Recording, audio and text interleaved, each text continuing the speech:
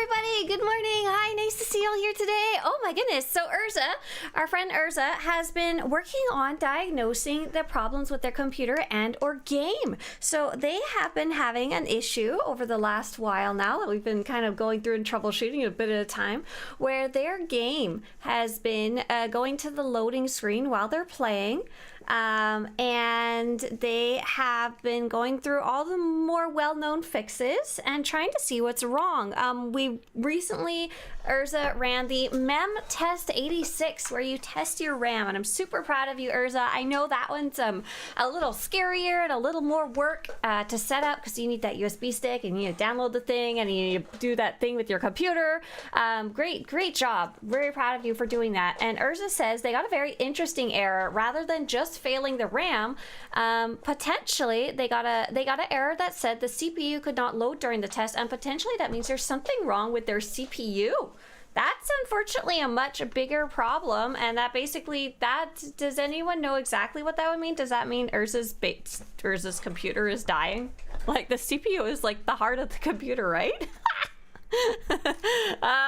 Yeah, that's a much more difficult thing to fix, and I haven't done nearly as much research about that. For example, I know if my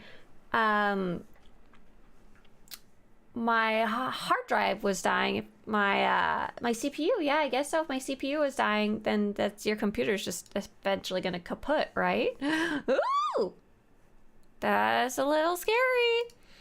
Hopefully it doesn't just eventually die and you're able to like save up and replace it or something before then. Good luck. I honestly have like no additional information I can give you on that one. My research stopped once my problems stopped with my RAM. Oh, spicy. Good luck. Hey there, Camericon, and hey there, Silent. Thank you so much for supporting as always. Really appreciate it.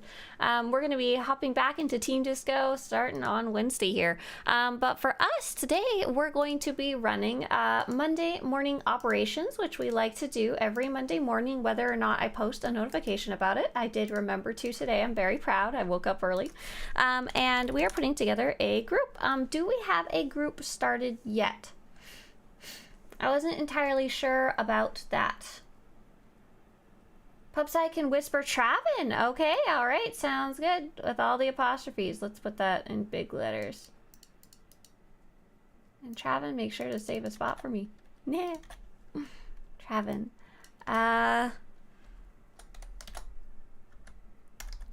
To raid Republic side Star Forge message. Whisper, Travin, : join. Perfect. There we go. You guys go over on YouTube. Here's the information as well. If you want to join us today, we're going to be playing on the Starforge server, Republic side, and the requirements are going to be level 80 and subscribed to the game. We love bringing along people who are not geared or experienced. We're going to be running an operation, also known as a raid. We're going to be running one called Ravagers. It's a fun and fairly easy one. And I'm going to be your host for today. Hi, I'm Swtorista. I don't know what I'm supposed to be saying. Yeah. Okay, level 80, Starforge server, Republic side, subscribe to the game. If you know how to whisper, you're going to whisper the character named Travin. If you don't know how to whisper but want to join us, please let us know in Twitch chat or YouTube chat, as we can walk you through the process. The main thing we need to know is your character name so we can manually invite you. If you have any questions about whether you're allowed to join or not, definitely ask as well. In general, we love bringing along people who are new.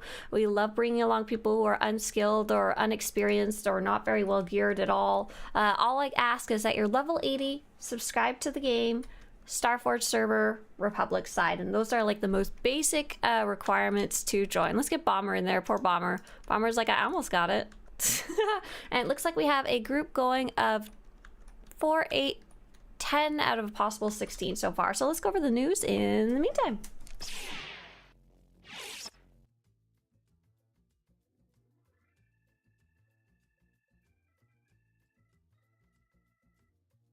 I have disappeared. Hey, there's Silmac and Thalos over on the YouTube side of things.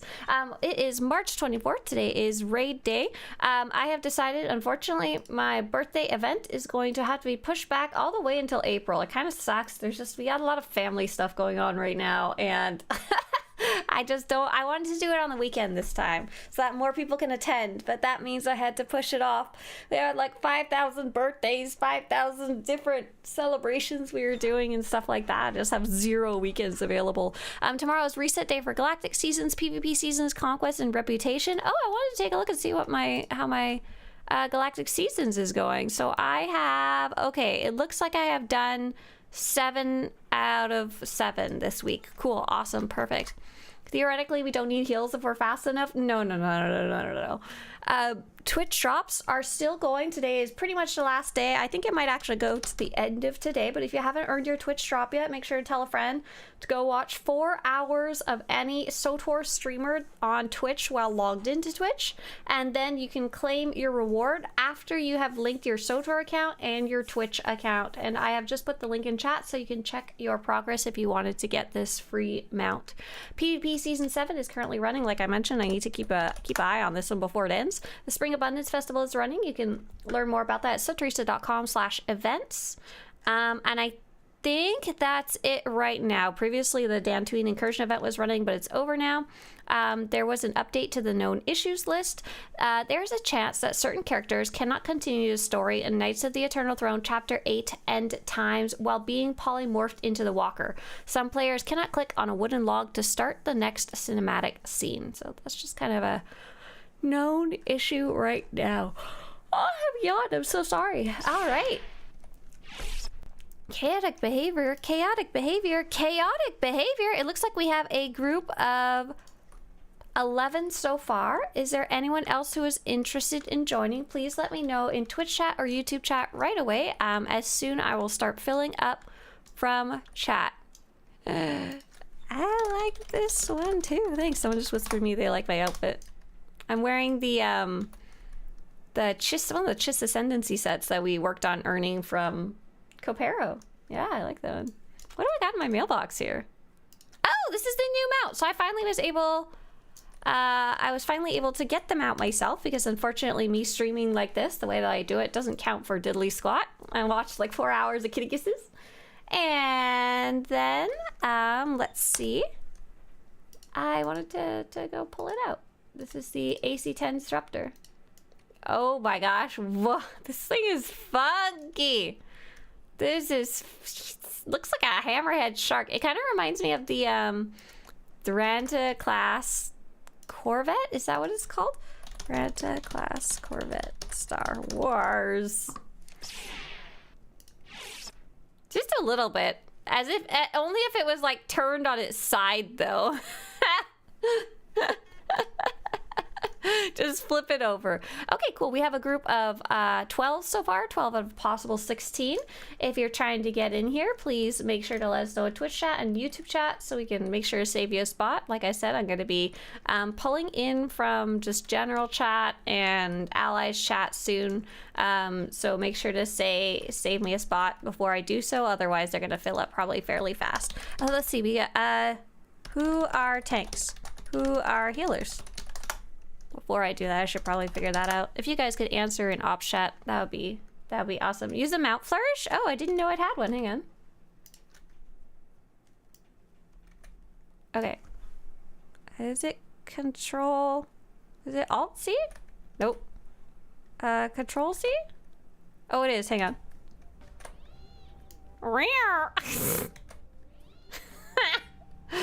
It's very strange. Very strange little mount here.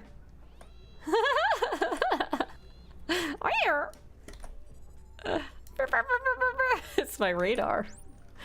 Crispy says, I'm 80 now. Can I join? Oh my gosh, Crispy, I'm going to save you a spot. Please save one spot for Crispy, who is now level 80. Crispy, we'd love to have you. Do you need any help figuring out how to join? Let me know when you're in the group so I don't have to worry about you anymore. I'd love to have you along, especially if you just hit 80. What you doing? We're gonna be running Ravagers, dirty little Ravagers. Looking forward to it. I don't think I've run that one in a while now. That is a very strange little mount. I don't know. I have an AC5. Is this different? Oh, this is one that already exists. Okay, so that purple one is a reskin of an existing mount. I don't even honestly remember where I got this one from. I assume it's probably a Cartel Market one. Does this one have a Mount Flourish? Oh, cute. Okay.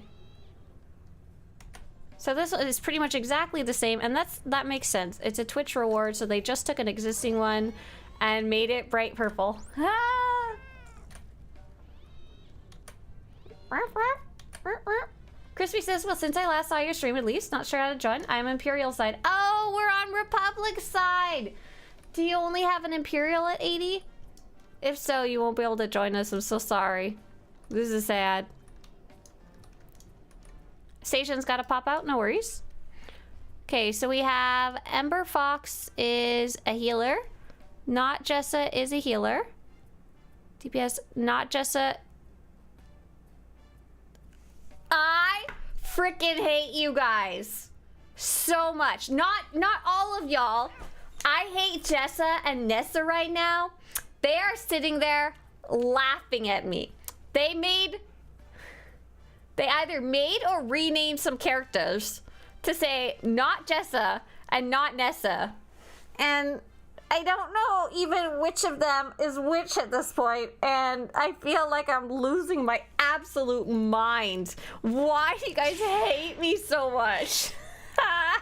Is this because I found out who Leavesdrop was? And now I have to have something else that's confusing? Oh my god. I hate you so much. Okay, hang on. So we do have Foxy is healing along with not Jessa. Not Nessa is tanking, so we do have a tank. We could probably use another healer, and we could probably use another tank, but I can also that can be me if required. Okay, very last call for Twitch and YouTube chat for anyone who wanted to join. Hey Swtorista, what server are you on for this raid? Hey Eduardo, I'm on the Starforge server. Did you plan to come along? If so, let me know as soon as possible in chat, and I'll save you a spot. Crispy says, no worries, my highest pub is still 55. Recall that I was highest level my last time playing till recent. I will join next Imperial something. Got it! Sounds good.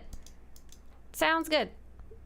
Next time we actually do something over on the Imperial side, which we probably will next, this Tuesday probably, depending on what the objectives are for the week.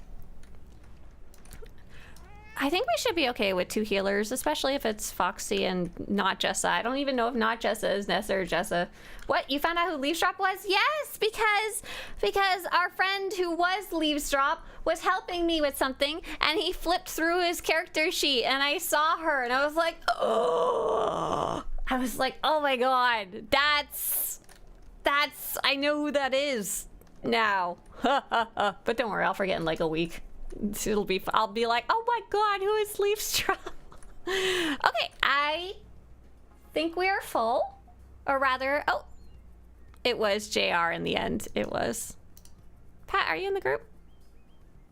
Oh, you re-whispered me because you're a little poop. William's gonna join us? Perfect, okay. Now I'll start asking the allies chat. Hello. No, it's not. It's over. Oh, it's not over. It's still up today. It's still up today, the Tatooine event. I forgot. It ends tomorrow. It ends at the end of today, basically. Hello. 3 spots available for story mode. 16-man Ravagers. Ah, it's not typing in the box. Darn it. Hang on. Oh, I was writing in Twitch chat. Here you go. Perfect. Avail... We're story mode 16-man Ravagers. Any roles, welcome. No gear, experience, or skill required. Patience required. Whisper if interested. And then I put it into allies chat. Yeah. Oh, hang on. I'm trying. How do I get into allies chat? I'm having life issues. There we go. And then 1 for general chat. I've done it! I'm so proud of myself. I'm so proud of myself. I've done it.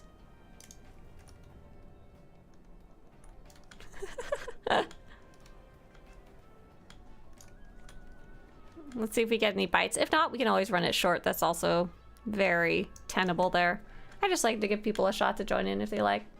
Metafix says, do you really like this game, or are you still viewing it through rose-tinted glasses? Ah! That's not where I thought that question was going. You're funny. How about a bit of both? Here we got Dice who's gonna join us. Pax. Hi Pax. Do you have a preferred role? We can all shuffle.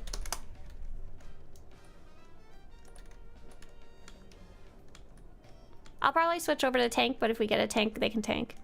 And I'll stab things. You're funny. You got me good. Oh, JR says not Nessa and not Jessa existed before Leaves Drop. Oh, so they were trolling. Oh, do I just not remember them? See, I told you I would just forget. It's fine. It's totally fine. Hey, who's Den2? Is Den2 someone who might like to come along? Den2 just logged in from the guild. Hi, Den2. Would you have any interest to join us for an operation? We have one spot left to run Ravagers. It's not a guild run, but it's a nice run with lots of guildmates. Hey, Bomber.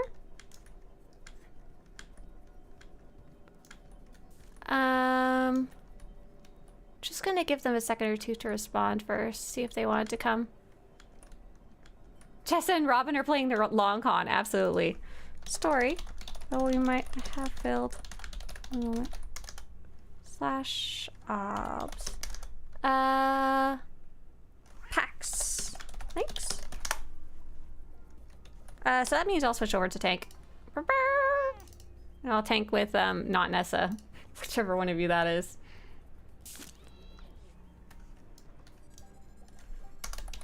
Perfect. Okay, it looks like we've got a full group. Fantastic. Okay. Would anyone help Den2? Would anyone help Den2 get to the Discord where we're talking for this group? Because Den2's not in Twitch chat. Okay, if you're joining us for the raid, feel free to join us in voice chat. It is not required. But it's nice because I can give real-time instructions. This isn't going to be too hard of a one. Oh, that's so sweet. Oh, that's so sweet. Over on YouTube, Gold Full Foil Thunks is raided with Pax the other day. Good guy. Oh, that's so sweet. Oh, that's so nice. And green check mark on the top left will teleport you to the location. And I'll start getting you guys going. There you go. Yeah. Oh. Hello. Did I just hear meow, meow, meow? No, I didn't. Sorry. It was hello, hello, hello. Did I just hear meow, meow, meow? No, I didn't. Sorry. It was Smashy, I'm gonna put you on mute because you're doubling back.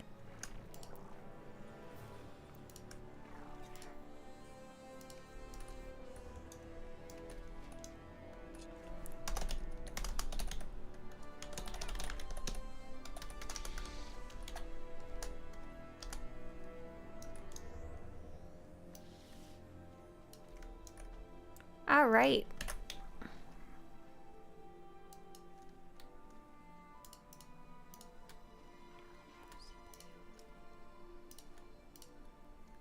All right, I think I've got my life together. Was anyone able to help give some info to Den2 on how they could join us on voice if they wanted to?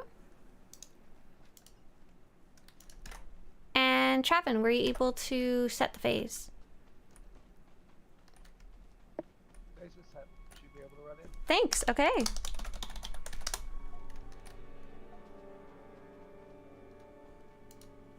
We have a wonderful question and comment from Severoni.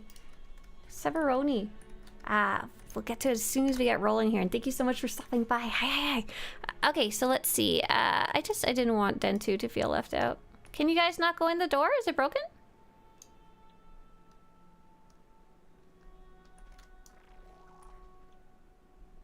Oh, Travin! Travin! Yeah, I suck. Everybody back out.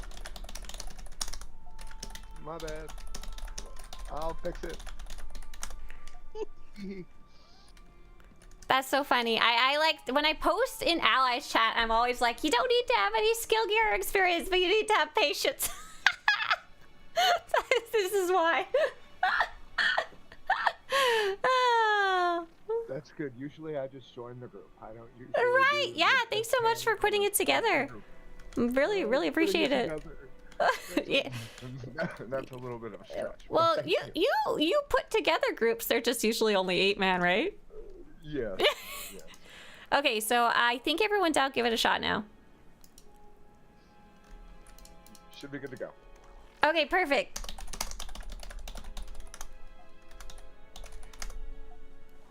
Do go in. Oh my god, I'm so sorry. Okay. Oh, that was lovely. Okay, so this is something I like to ask every time. Even if you've answered this question 1,000 times. Hey, Dana Faye. Even if you answered this question 1,000 times, I'd love if you answered again. Is this anyone's first time in Ravagers or first time in their role or class? If you could answer an op chat, that would be awesome. Like I said, even if you've answered 1,000 times before. Ah, okay. Oh, Goldfoil. Hi over on the Twitch side of things. Thank you. By the way, Pax said, "Aw, heart face." Severoni, I feel like I recognize your name. Severoni says, "Hi, I'm pretty new to the game, and I have been using a bunch of your guides to figure out all the odd stuff. Can I ask what server faction you play the most?" That's awesome. Well, welcome to the game. I like to play mostly on the Republic side, because Starforge server, Republic side, mostly because that's where my main character is. That's actually what I'm on right now. Okay, it looks like Adam has just reconnected, so we'll give Adam a second to run back in.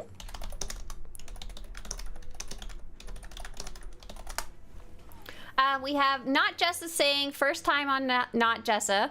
Not Nessa says first time on this character. Urza says first time and also new spec. Oh, Urza, that's awesome. Cool. Have fun. Ishmashe's done this before. Ember Fox says yes, first time. Have they fixed the pet bug on the last boss? No, they have not. 60-man chaos is awesome. Like City? Yeah, absolutely. Alistair says first time as DPS. Patrick says first time since I started dueling people randomly. So we do have at least this is not Foxy's first time. I'm 99% sure she's just being a goofball, but we have at least one new player, and a couple people are trying out new stuff. So Nessa, I'm gonna let you basically take the lead for tanking. I hope that's okay. Perfectly fine. And we'll do raid check and then we'll go. Who was that who did that? Thank you so much, Hack and Sheath, to you as well. Thank you. Yeah, Goldfoil, throwing that prime my way, that's awesome. It's really, really appreciated. It all goes towards like funding the whole project. All right, how we looking? We looking good? Ishmashi's not ready? I think we're good. Luckily it's story mode if anyone's super not ready. Okay, go ahead. 3, 2, 1, go. Pew pew. So this is a boss that's very easy. If you see any little guys attacking you, bring them over to the Big Mama. Otherwise, do your best to stay out of bad stuff, question mark? We're going to be running Ravagers today. That's the whole operation. This is Sparky, the first boss. This operation was added to the game as part of the Shadow of Revan expansion. It is fairly fun and fairly easy in story mode. We're gonna have a good time. You don't have to worry about screwing anything up. There's nothing you can really do to wipe the raid. That is not a challenge to my teammates who have been here before. Darn. Yeah, I think Sly Fox was able to get in here. Yes, she was. She's on Ember Fox. Oh, Robin says today is my 32-month anniversary. Oh my goodness, that's almost 3 years. That's nuts. Thank you.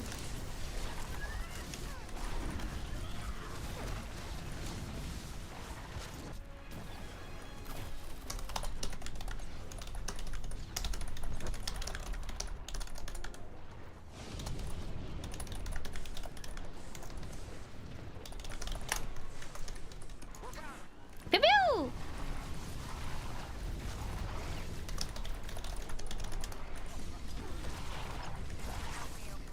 Oh, thank you to you too, Severoni. Thank you. I've been working on the site lately. What was I working on? Oh, I was working on a new type of article, opinion-based article. I got some fun ones. And I've been working on the weapons part of the website. Oh my gosh, you guys, I was having... Oh, Valmera, thank you so much as well. You guys are so sweet. Thank you, thank you, thank you. Similar to gold, says Severoni, to pay for the helpful guys. Thank you. Thank you for putting money towards the project. Appreciated very, very much to all three of you. Oh, good job, you guys. You got that puppy. Put her to bed. Good job. Let's round up these little puppies and get them out of here. I woke up yesterday. I had a bit of a rough weekend. We had a lot of fun stuff going on, but I was just exhausted and I got like zero chance to rest and I was just hurting a lot and I was like, where? And I finally got to go get some rest last night and I slept well, I think. And I woke up this morning and I was just so full of energy and I was like taking a shower and I was like daydreaming of all the things I wanted to do. And I have just been, I don't know, very much energy renewed for working on SWTOR projects. I was daydreaming about the idea of, I think I may have brought it up a couple of streams ago, the idea that I'd like to make like a Mandalorian clan or something like that, or like a Jedi, what would be a coven of Jedi? I don't know, whatever the multiplier of that would be. A conclave of Jedi. It's like a murder of crows. What's the proper terms? Murder sounds good. A murder of Jedi. A murder of Jedi. Yeah. But I don't have the capacity to like run a guild right now. Like, and not to mention I'm already in a guild that I like a lot. So I kind of had this idea that it would be cool if it was kind of like something that anyone could join along for, and there was no real like requirements or anything. You could somehow participate along. Like you could make a Jedi or a bounty hunter or whatever it is we're doing at the time and kind of somehow be a part of it officially, but not like we could do big gatherings and stuff like that, but there wouldn't be any true like guild organization or moderation and stuff like that. I thought it'd be really cool, like if I decided to do bounty hunter, we could all make a bounty hunter, and as long as I'm playing my bounty hunter, anyone could join in at any time, and we could all have like bounty hunter gatherings and stuff like that. But I really wanted to tie it into like additionally into roleplay, but I'm just not sure I have the not only like the energy to do that, but I'm not sure I have the knowledge on how to make large scale RP, because I've never done anything like that. I know back in the day that used to be quite popular, especially through other games and stuff like that, but I never got to participate in anything like that, like server wide, not just like guild wide. Has anyone ever done anything like that before in any other games? I asked chat as well, not just voice chat, sorry.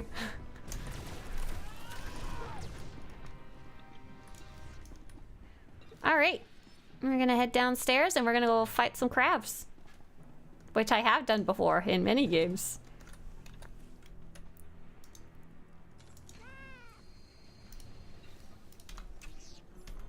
Just give everyone a little bit of chance to catch up. And we are on our way to the next boss. Urza says taking a new spec into an ops was a mistake. Urza, I think it's a great chance to figure things out. Whenever I bring a new spec into an ops, what you do is you say, oh god, I'm missing half my abilities. Let me open my window, my abilities window at the same time, and I'll be like dragging abilities on that I'm missing, and I'm like locking and unlocking the taskbar and throwing abilities away by accident, and it's gonna be fun. It's perfect. And like tabbing between the game and like a guide on how to play the basics of the class. Oh my god.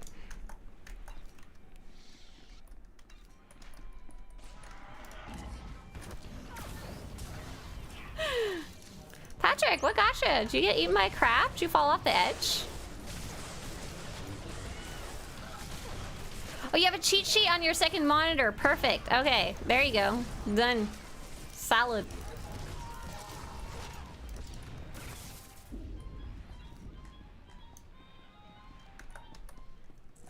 Okay, everybody come into the bar.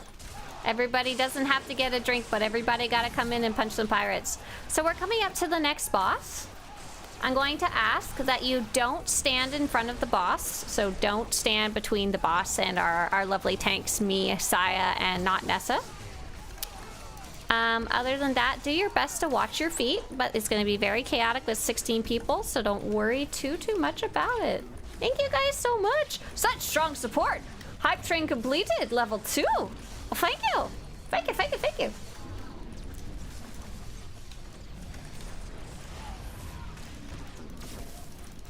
There was also something else I was daydreaming about while I was taking a shower this morning, and I can't remember what it was. It was something else to do with SWTOR. I think it might have been that I was just generally excited to work on things now that I wasn't pooped. Did we go the wrong way? Went the wrong way. Oh, turn around. Turn around. Par for the course. Oops, sorry. Yeah, I do it all the time. It's like, there's not supposed to be crabs here. Come on over, Adam. Oh, Adam disconnected. Do we want to... Will this door lock? I'd like them to be able to come in the room at least, so they can join when they reconnect. It's the fun route, where it takes you somewhere else. Oh, could anyone... do we have any sages who could help Sage pull him into the room? Okay. Oh, nice! Did that work? Wait a second. Yes, Adam's here. Okay. Reject. Crabs get thirsty too? Yeah, all crabs in the bar. And Foxy. Foxy says they came back to raiding and I almost got eaten by a crab. Perfect. 5, 4, 3, 2, not Jessa. Nessa.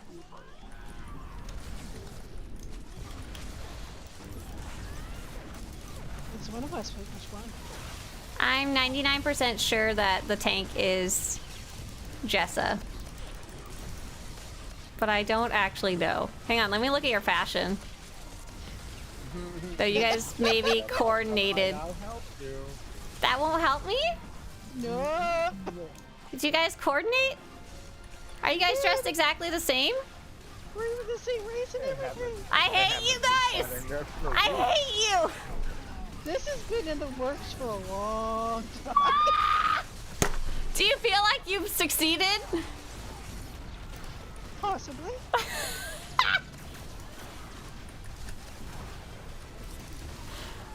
After we kill this guy, I need you guys to stand side by side so stream can see what little chaos monkeys you guys are. Us? So here's where we want to try to watch our feet, but there's going to be only so much we can do with so many people running around. Does Patrick have gear on? Goodness gracious. Poor Pat. Been melting like butter today.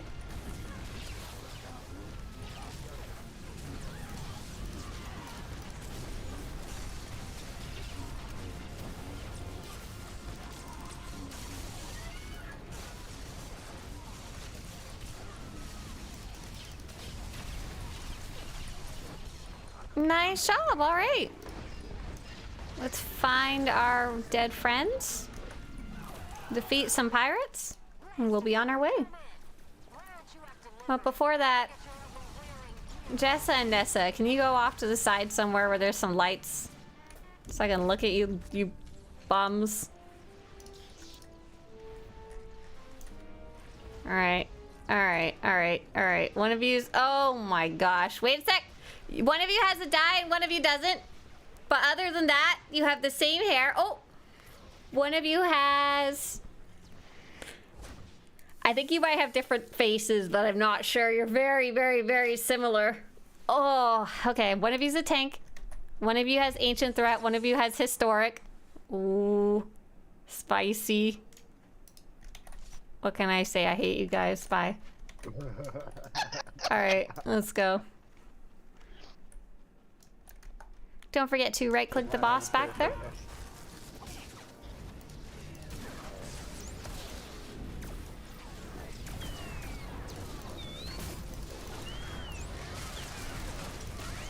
Yay! More SWTOR, says Gareth. I've been thinking of returning, but need an easy solar juggernaut leveling build. I want to kick butt. Any tips? Absolutely. I've got something great for you. You're going to be playing a juggernaut leveling build. So in general, there's actually no leveling builds, to be very clear. If you're going to play the juggernaut, there is 3 options. You can play a DPS, or a tank. So if you want to pretty much never die, you could always try out the tank. The Juggernaut Immortal, I think it might be called. Yeah, thank you. Juggernaut Immortal. And you can just run around. You won't kill things as fast, but you just will pretty much never die, which is pretty great. Otherwise, the other 2 Juggernaut specs are pretty fun. I really like... Let me pull up the name of it. Juggernaut Swtorista. Vigilance, Vengeance. Vengeance is really fun, and it's very fun for leveling because once you get to Juggernaut Vengeance, Smash? What level do you get that at? Yeah, at level 4 you've got Smash, and it does lots of chaos and lots of fun, in my opinion. Yeah. Oh, Ishmashi also said in our operation said Vengeance is awesome. And then there's nothing wrong with Rage, which is the 3rd one, the other DPS. As nothing wrong with it as well. If you just want, if it's something about it look cool to you, I'd just play it. Vengeance is also quite durable. No, we only smash things. We don't think about our endurance.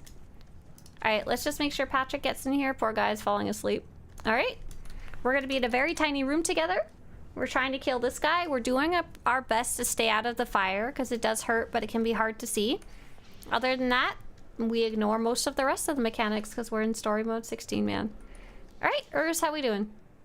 Urs said slam spam for the win. As long as Urs is in the room, I think we're good to go. Yeah, go ahead, Jessa. Why are you wearing red glasses? Oh, good question. I originally wore them, Chetan Rahal, because I thought they would help with my headaches. But it turns out my headaches were completely unrelated to the light from my computer screen, but now I just wear them because I like them and they're comfy and I like the way they look. And they look cool. Yeah, and they look cool. Fashion is the true end game, as was said earlier. Thanks for the tips. Going to look for builds. Okay, so what I'm going to show you is Vengeance. There really isn't any leveling builds, if that makes sense. However, this is the 5-button basics guide, and this is actually the one I follow when I play my Vengeance and my Vigilance, the mirror classes of each other. And it's very, very simple and fun. But you won't have all your abilities yet. They kind of just show up as you level. You guys are doing great. Good murdering. And then once you are level 80, once you do have all your abilities and you can get all your pieces of gear and stuff, there's a bunch more in-depth guides available. Oh, poor Pat. Pat said earlier, I'm wearing a full PvP set, but Patrick is like 24-hour awake mark, so there are some micro sleeps. Poor Pat, probably dying to the fire. There is a little button up ahead once you have looted the boss. Go ahead and right-click the little button and feel free to watch the cutscene. I'm gonna get a soda real fast.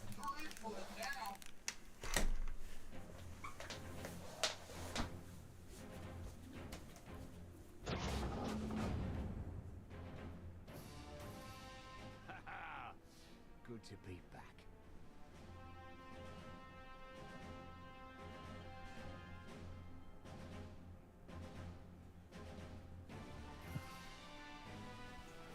I'll run this tub for you.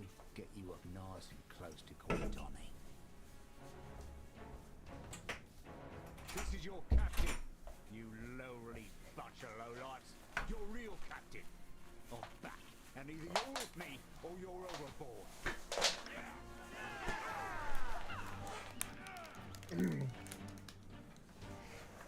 Hey, Max.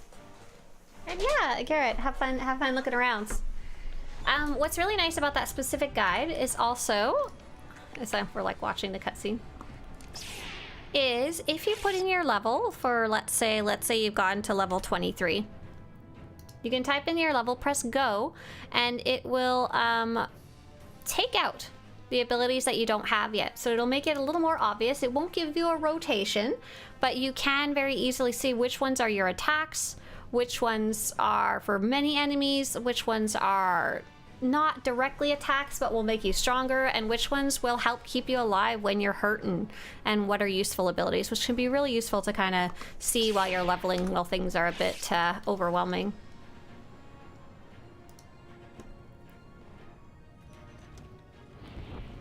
Is that a heating pad on your lap? Yes, I don't like hot air. I don't like hot air, so I almost always keep a little heating pad like on my lap, or I put it on my feet.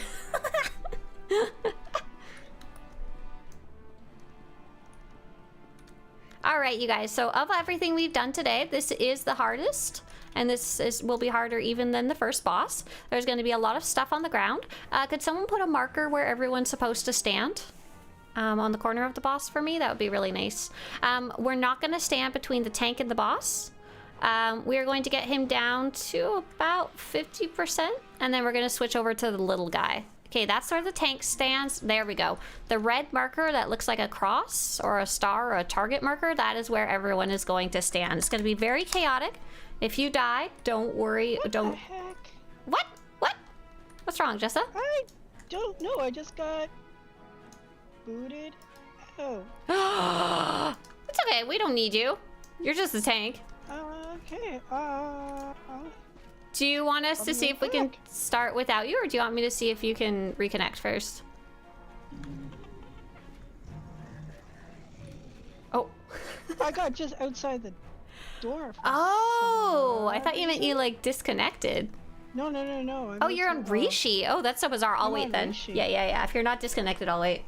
We had a very nice comment from Andy Roberts. Andy Roberts says, your website looks like it took forever to build. Thank you for the resources. It did. It was by far not something that happened overnight. I basically add a little more to it every day, and constantly adding and stuff and updating stuff. And we have our friend Zach, who also, my contractor, Zach, he's my friend and my contractor.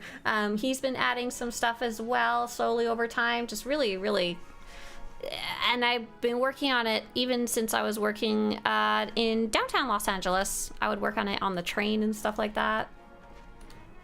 Okay.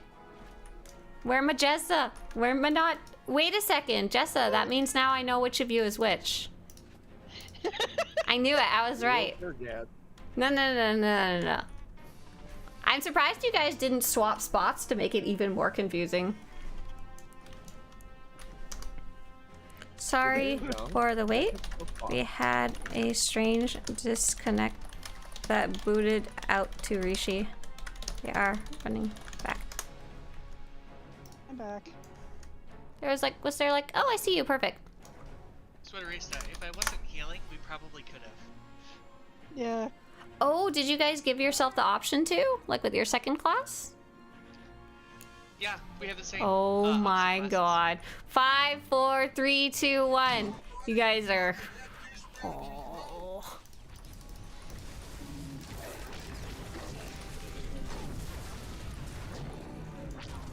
Alright, you guys are doing great. Good job. You're all on the correct side where you're not going to get hit. Awesome. Good morning. I haven't had much time to play lately, and I feel like I'm going through withdrawals. Honestly, that's how I used to feel when I'd get too busy with like work and school. I'd be like, I want to play songs. I want to play my video games. I don't know if it's a healthy behavior, but like I said, I've definitely felt that before. There's nothing quite that can scratch that itch till you can actually go play again, right? Okay, here comes the boss. We're gonna be switching over to the little guy.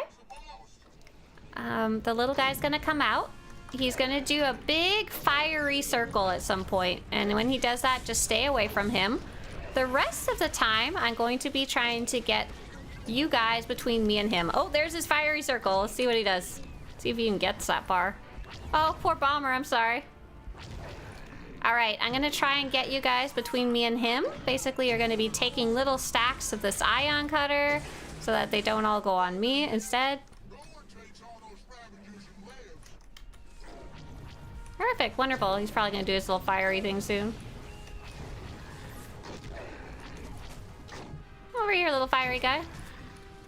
All right, soon we'll be switching back over to Blaster, but not quite yet. Oh! I didn't die, I'm so sorry. Thank you. Oh boy. Okay, cool. I think we are over on Blaster? Yes, we're over on Blaster now. The big guy. Oh, we skipped right in there. Yeah, we did. It, like I said, if you died, don't worry about it. This one's very chaotic, especially because we have so many people. Just hold tight. Unfortunately, we don't have enough revives for everyone. A lot of us died.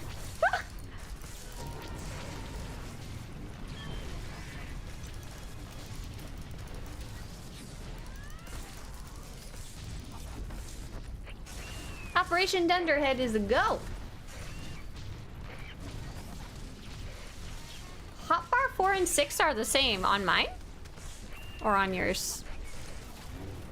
Oh, boy, they are. There is. Yeah, there's just supposed to be a gap here, but I kept forgetting about it.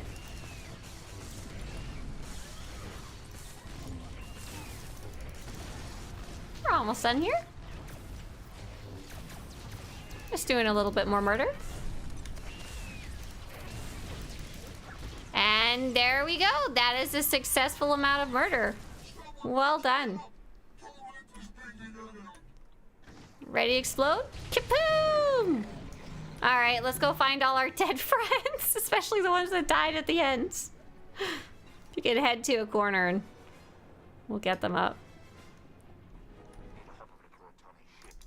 When you come back alive, stick around and see if you can right-click some other dead person. You guys are all in just like a pile. Let's see. General?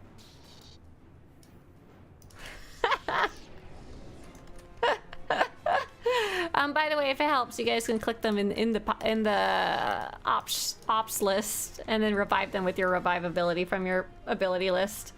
All right, don't forget to right-click the boss and we'll move forward. Jedi Revenite says, good morning, everyone. Does anyone know why the textures get blurry and low? I know that on low textures have lower quality, but at least on my computer, the textures get blurry and look really bad. Yeah, that is a great question. So basically, what happens is when you're playing on high, a big graphic is loaded, like physically big, like it would cover most of your computer. When you play on low settings, it loads a very low, small size graphic and then kind of stretches it to fit, and that is why some of the textures are going to look really blurry. That's part of it. That's kind of like the simplest explanation for one of the things that's happening, but unfortunately that's just kind of the way it is. They sacrifice everything they can to make it so that it'll at least run on your computer. The only real thing you can do is bump it up to medium, but if your computer can't run it at medium, then you have to do it lower. It's just the way it is. Lego says, without you, I wouldn't know half the stuff I do about the game. You made coming back easy, LOL. Honestly, if I didn't work on the site, didn't work on graphics, or graphics, on guides, Travin, thank you for leading the way. I saw you waiting up there to make sure we all head in the right direction. No problem. Let's make sure Den 2 gets down here too. Gotta make up for setting it to 8 earlier.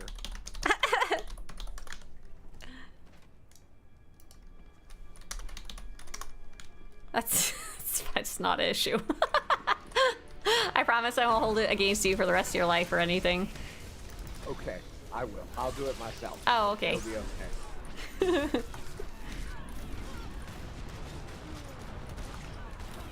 Gold Foil says, I also play on Potato, LOL. Right, yeah, sounds like our friend Jessa.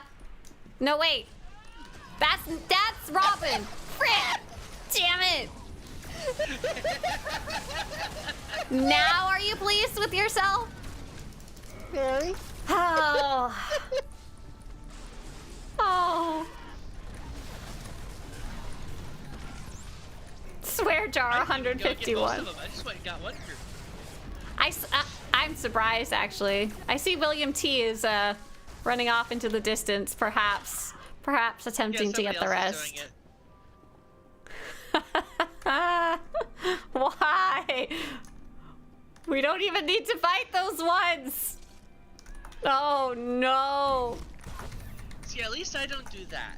Yeah, okay, well, I'll go get the ones in the very farthest corner too. No, I only got the ones we will hit anyway.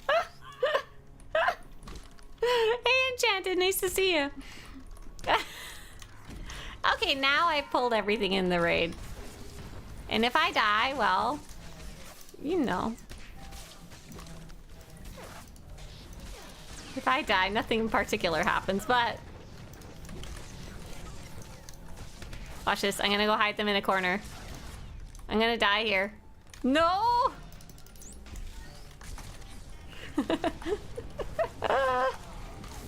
Part of the ship, part of the crew. That's right. We gotta clear this baby out. Goldfoil says, I did a 16-man operation the other day and it sounded like my computer was about to take off. Oh, absolutely. I love being able to run 16-mans because more people can participate that way versus just 8s. But oh boy, do I feel bad when someone's running a computer that's either lower end or just has issues in general. Our poor friend Urza has been working on troubleshooting why their poor computer is dying recently.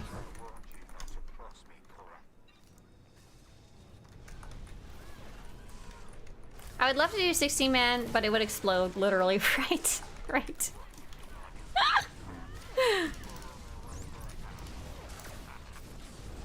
16-man groups really take a toll on low NPCs. I feel their pain. I really wish there was a way, like, to turn off more of the graphics. Like, to make it so that at the very least you can run, like, I think a lot of what takes a toll on the computer is the things like the fire on the ground, the lightning on the ground, everyone's sparkly magic effects or forcer effects or tech effects.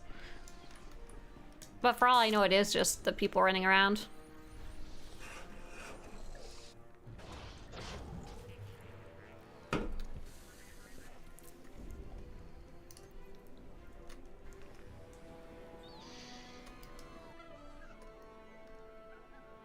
Caca.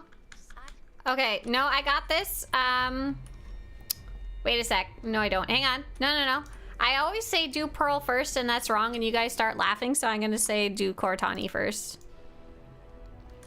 And make sure your pets are put away. Yes. Does anyone have any pets out? If so, they need to be put away. Thank you so much. It looks like everyone has done so. Wonderful. There's like a weird bug related to that. Okay, well, ready to check. I saw someone had a cat. Thank you so much for putting that away. Patrick says, can we do Ruragar first? Yeah, if you can figure out how, for sure. Galax says burb. No. Pax? Oh, Pax is our one of our guests. Whenever I game, I turn off my furnace. Oh goodness, even my computer very much warms up the room. That's why I often have the heating pad in the morning, but when I play in the afternoon, it's like it's already warmed up.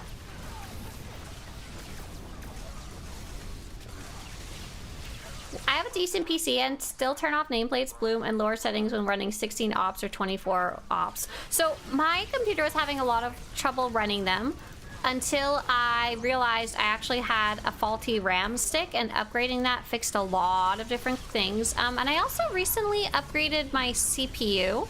Only a small upgrade. It was like a $200 upgrade or something like that. Nothing crazy. I'm fairly cheap. And as you can see, I'm like running around in 16 mans with almost no lag at all, to be honest. A little bit, just because it's so chaotic, but like I can spin my camera around and stuff now without any issues, which is super neat, even with all the nameplates and all the graphics up on the highest setting. Alrighty. Oh, I forgot to give any instructions. I'm so sorry. There's not really much to know in this one. So if you're not already familiar, this is a story mode operation. That means that it is the easiest mode, and it's meant to be very easy. It's meant to be very accessible. It's not meant to be something difficult or unfinishable. And so what they did is a while back is they kind of made it easier. They either removed or trivialized some of the mechanics. However, if you check out the same operation in the more difficult mode, a lot of more stuff applies. A lot of stuff you have to pay attention to, or like these little yellow circles. Like I stand in it, it's really gonna explode, but it's not gonna hurt me. I think it did 2% of my health damage. And there's a mechanic where one of our friends are gonna get captured and held hostage, and we honestly just ignore it. A human sacrifice. We're not gonna worry. Sacrifice. Sentient sacrifice. Sentient. It's alright, my mistake. specifically pure blood sacrifice today. So poor Pax. Oh no. Oh, how did he get Dentu and Pax? What? Did Dentu just die of normal things? If our healers have revives available, please feel free to get up Pax and Dentu. Don't save it for anything. Which one you getting up, Robin? I can't find it. So I've got packs. Oh, you can't find Dentu? Let's see if I can. Oh, there they are. I just couldn't get into range. Oh, gotcha. They're in the corner.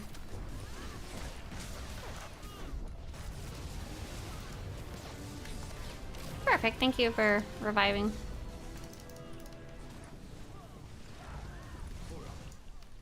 You got me. Oh no! I think we're out of healers, question mark. Get to the escape pod! Leave Alistair behind! No!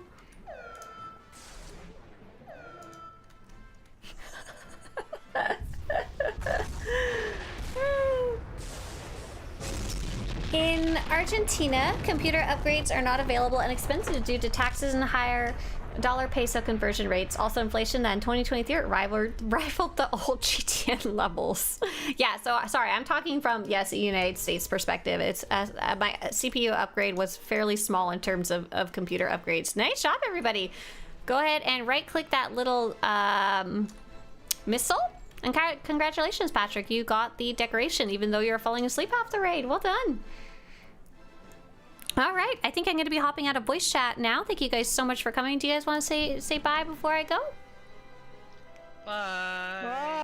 Bye. Bye. Have fun out there. All right, that was super fun and easy. For anyone who just tuned in, we just finished running Ravagers.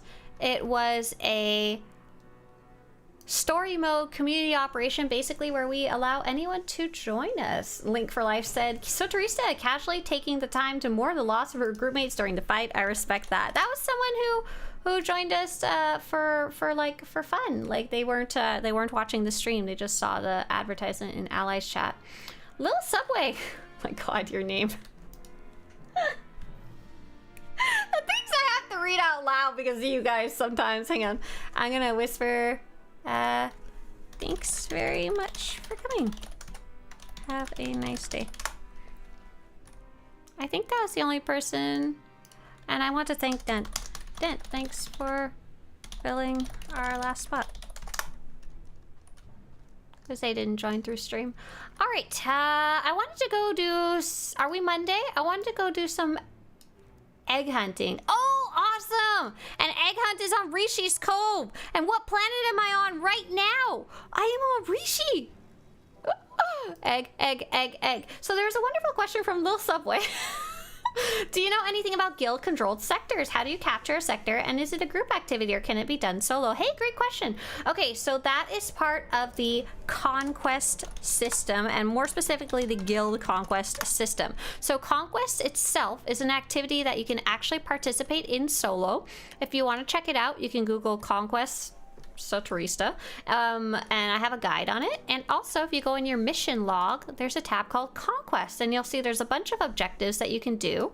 They each have point values, and if you do 100,000 points worth per week, you get a pretty nice reward at least at level 80. You get these nice currencies that you can spend on endgame armor, as well as things that can make a lot of credits depending on what you're looking for, what you're trying to get. Cosmetic items, credits, or gear. Okay, I need to look for the eggs. Okay, I see an egg. I see an egg. Oh, it's sitting on the chair. That's cute. And so you can also participate in conquests separately or overlapping with a guild. So for example, I am in the guild that I'm in is called Nexus.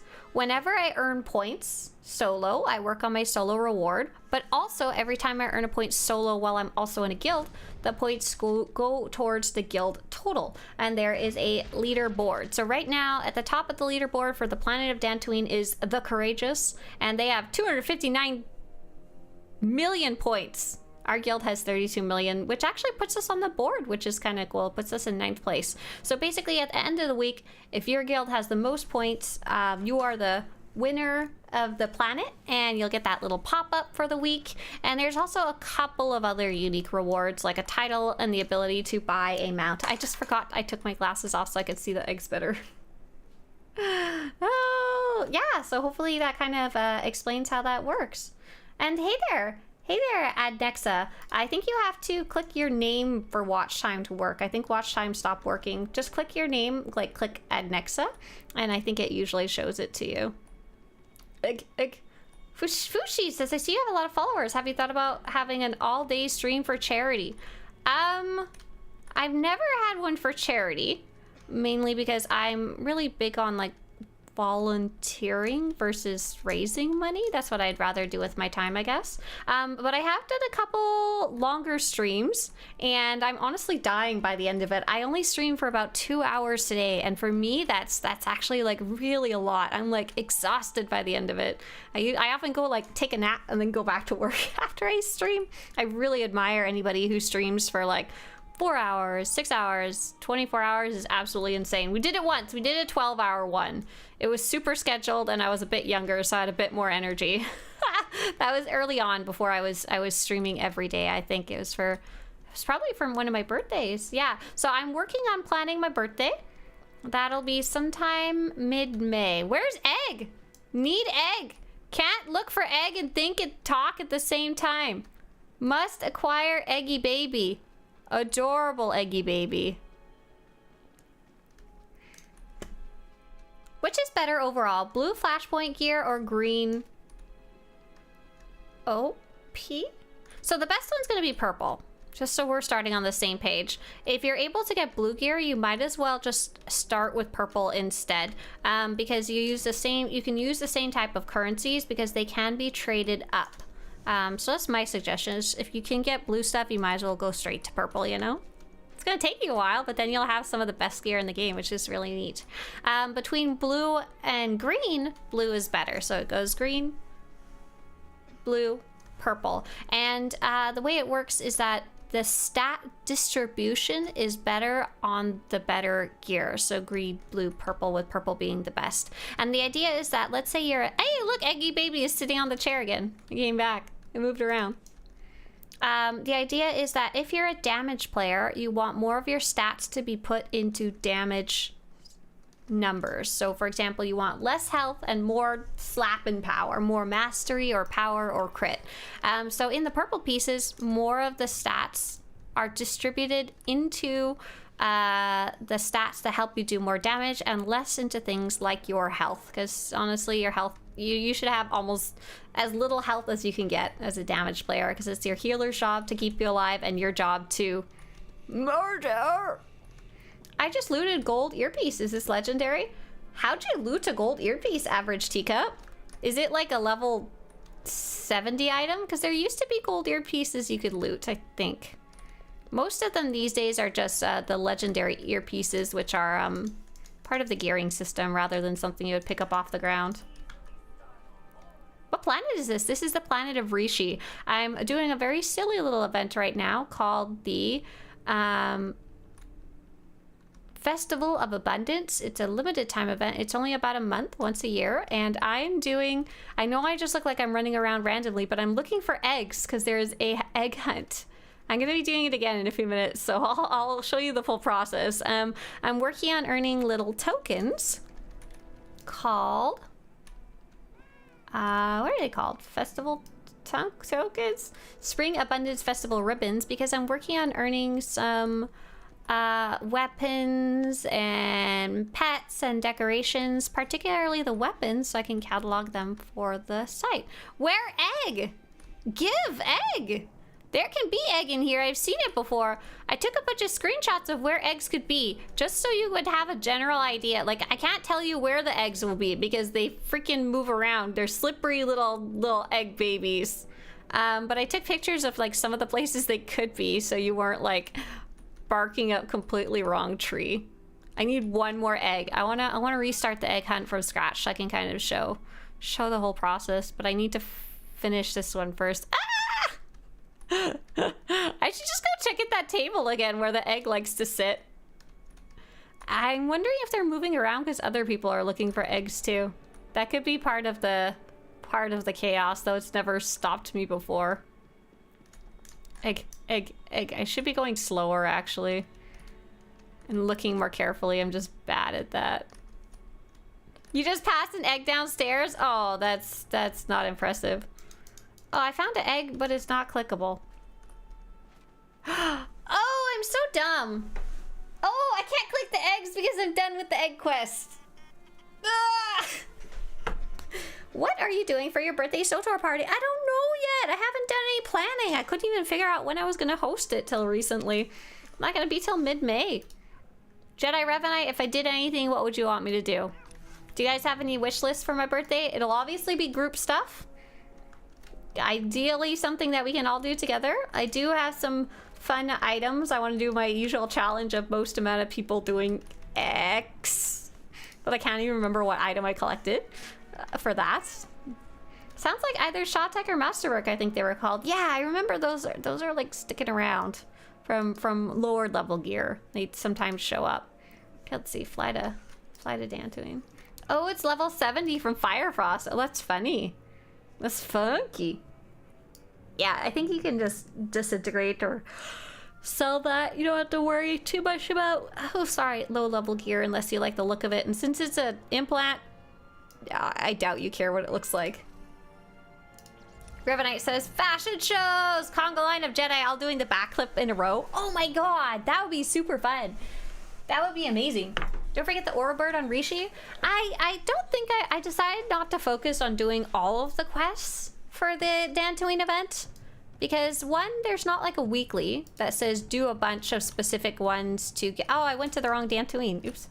There isn't a weekly. And then second, I really like the egg hunts. I know it's kind of silly. So I'm just gonna run the egg hunt on multiple characters and like the pie one. Oh, Teacup says I'm not subscribed right now, so I can't wear good gear. Yeah, you might as well just disintegrate that implant either way. Either way, chuck that in the garbage. You don't need it. Have I eaten all my pies? I have. I'm gonna go turn in my egg. And then we'll start this from scratch so everybody can kind of see about the Dantooine Festival. Who hasn't checked it out yet? Oh, yay. Eggy baby tokens. I'm gonna make a little Nightbot command really fast. Because I don't think I have a way to link easily to the Festival of Abundance, and that kind of bugs me. I like being able to share stuff easily. Let's see, commands, search, festival. Definitely didn't have one. New command, festival, and Festival of Abundance. There we go. Cool, perfect. That's exactly what I wanted. So I'm gonna hop on a different character and we'll start this from the beginning. So the Festival of Abundance happens once a year. It's a fairly new event. I think this is only the... Is this the second or third time it's happening? I think it's only the second time it's ever happened. And so if you have never tried it out yet before, all you have to do is go to the... It's the second time? Okay, perfect. Go to the Republic or the Imperial Fleet. You're going to be looking for... You're looking for a little blue terminal in front of a little, like, table that has, like, pies. There will be flowers around. I've already picked up that quest on this character. So once you have that quest, you're going to fly to Dantooine. The important part is there are technically two different types of Dantooine, two different places you could quote-unquote land. So when you select Dantooine to fly there, you need to make sure you're flying to the Bilba Groves. So here's the limited time event area. There will be a short little quest that leads you into everything, and then basically there's just a bunch of silly little events you can do, and those will earn you tokens, and the tokens you can use to get cosmetic stuff to collect. So decorations, weapons, armor, pets, mounts, some titles, I think. Just a whole bunch of different stuff. And if you want to learn more about those and get a better look at them, so maybe you can better decide how to spend your tokens, that is all available in this guide, as well as information about the quest if you get stuck or you're lost or you're confused. I get lost and or confused on a regular basis, so whenever I do quests or I write down the instructions, or I make Zach write down the instructions. So here's the costs of all the different items, and I think for the decorations we even have even better screenshots up on the swtorista.com/decorations site that I should port over. All right, so I am working on earning one of the weapons, but I'm having trouble remembering exactly which one. Either way, I only have 3,000 currencies and I want more. So I don't see anything on the terminal. Oh, maybe I never have picked it up. Oh, that's fun. Yeah, I'm gonna go to the fleet. These, I'm pretty sure the intro quests give you quite a bit of tokens. Quests.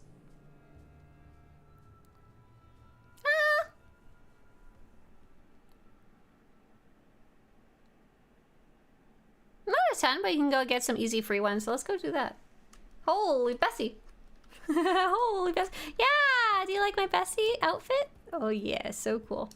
Oh, is that what you saw? Did you see my inventory full of Bessie? Oh yes, that's don't look at that. That's a mess. I need to handle my Bessie for sure at some point. So you go to the corners of the cross, the ends of the cross on the fleet. Pretty much every section has it. And you look around till you find a little blue terminal near some pie. You know, pie. It'll give you a quest. I wish I had realized I didn't have the quest on the character before I explained this all. It'll be like, go to Dantooine. Go to the Bilbogros. Ivan Dosef over on YouTube, thanks for waiting. Is it worth going for Ricotta 344 gear over hide and seek 340 if you aren't doing nightmare operations? Ivan, that is a great question. So to be honest, if you have hide and seek unlocked for 340 purple enhancements and the blue mods, that is pretty great. That is pretty amazing. That's gonna be overkill even for nightmare mode operations. That's still better than you should need for those, which is kind of crazy. So the good news is, no, I wouldn't worry too much about Rose Tyler's just jumping up and down in front of the box. I'm gonna kind of spacebar through this cutscene, but feel free to listen and or watch into it, or read it, I guess would be the correct word, if you go and play it yourself. So there's something happening on the farm, and this guy's like, can you help figure out what's going on? Things are kind of strange right now, and I'm kind of worried about what's going on. Can you come help? Kira says, I just want to hop on real fast and thank you for your articles. I had to install Windows 11 and could play SWTOR. It was your article that got me playing again. Oh, hey! Welcome back to the game. I'm glad you got it working with Windows 11. I've been afraid to upgrade, though. Everybody said that they haven't had any issue booting the game up in Windows 11. Well, welcome back. Welcome back to the game, and thanks for saying hi. Salt of the Earth says, I really appreciate your YouTube and website. Thank you for continued work and have a good day. Thank you so much, Salt, as well. Really appreciate it. Thank you, both of you. Be careful this week if just starting the quest and low level. Need an item on Dantooine proper, and that's level 70 mobs. Oh no! Why am I not succeeding here? Am I having life issues? Let's see if I can do it over here. Maybe it's because I was standing on the leg of that. No? No? Cursed? Try over here. Okay, that one worked.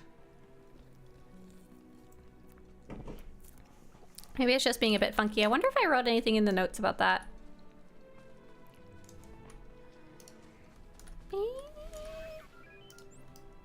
Revenge of the doo-doo fart clouds. That's right. That's exactly what's going on right now. Unusable waveform interference detected. So he's like, go check out what's going on in my farm.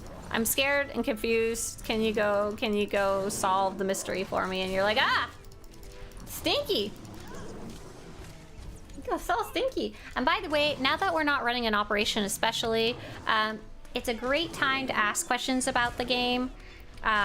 Whether it's a new player question or a very basic one or a returning player question or an opinion question, really good time to ask. I love answering questions, and I'm literally just gonna go around and do some easy quests and look for eggs. If you happen to ask a question earlier and I missed answering it, or you missed the answer, feel free to copy and paste it again too. Oh, I do not have a companion. I am running into some minor problems. Okay, let's see. We gotta buckle down a little here and actually do some damage. I didn't realize they'd be fighting anything. I should have, because I just did this quest the other day, but I forgot. Uh-oh.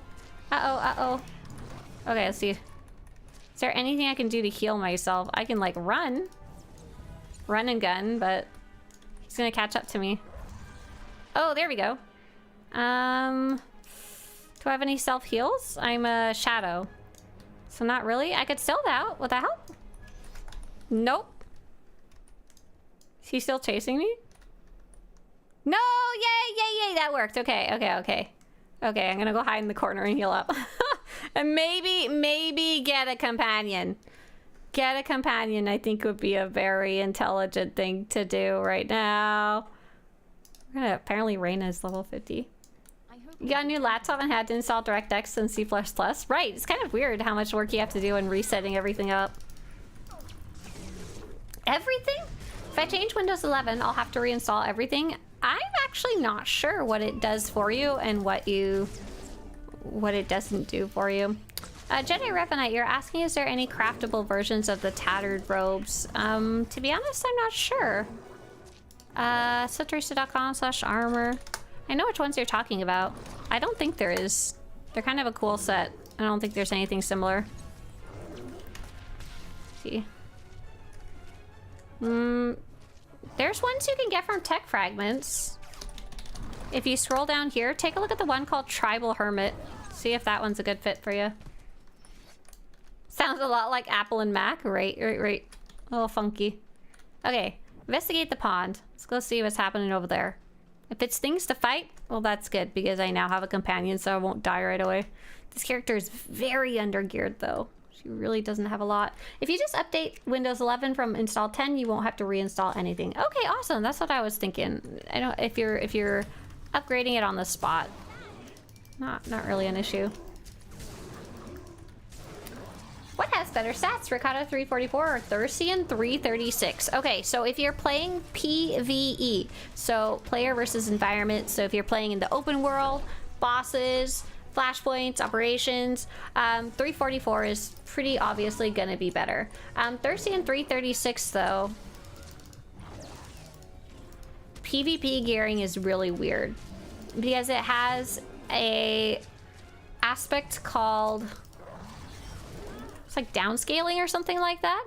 There's a maximum level of gear that you can use in PvP. I think the max rating right now is either 336 or 340, and I apologize, I forget exactly what it is right now. And anything beyond that point is kind of squished down. And there's a bunch of like math on how to optimize that, but I don't worry too much about it myself, so I'm not the right person to ask. So between those two for PvP, I'm not actually sure. It's 336 still? Okay, good. Yeah. For all I know, the Thursian gear could be better, even though the Ricotta has the better number, higher number. Calvin Sloan locking and farming. Hi there. Hello. What's going on here? There they are. Here's the little guys.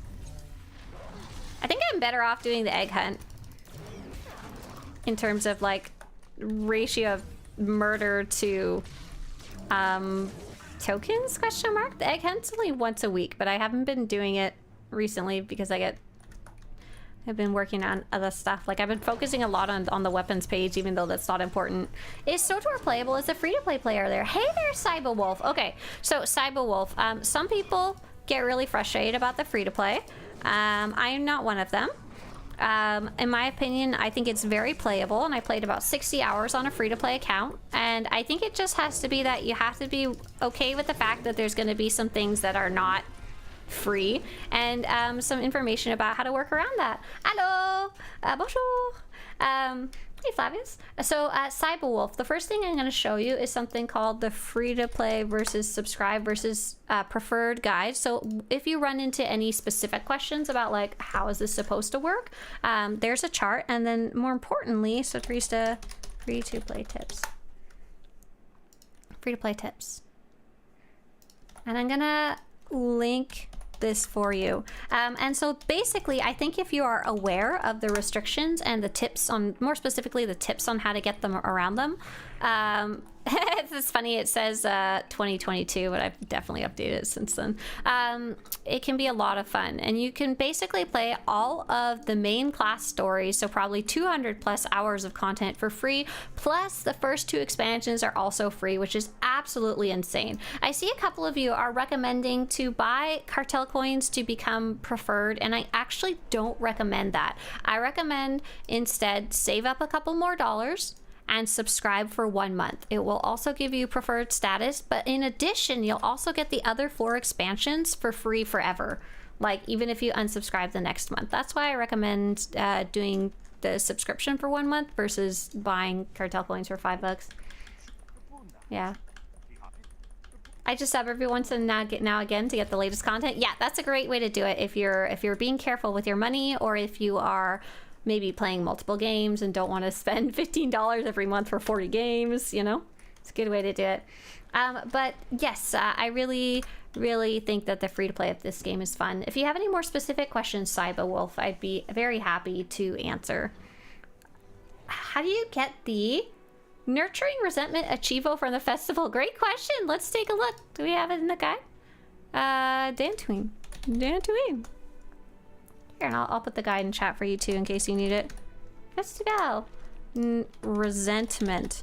Experience aggression as a cultivation droid. Oh, that's funny. Do the cultivation quest with another player, and when it's time to deter pests, have the other player select you as a droid and have them click the red middle deter temporary ability to shoot you as a droid. Oh, that's funny. And then you do that a whole bunch for the cultivating violence, and then you do both of those and just go nuts to get the hidden propagating chaos one.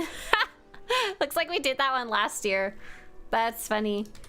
Okay, I was gonna fix some errors on here while I was in here. Shoot you as a droid. Hidden Master Patissier.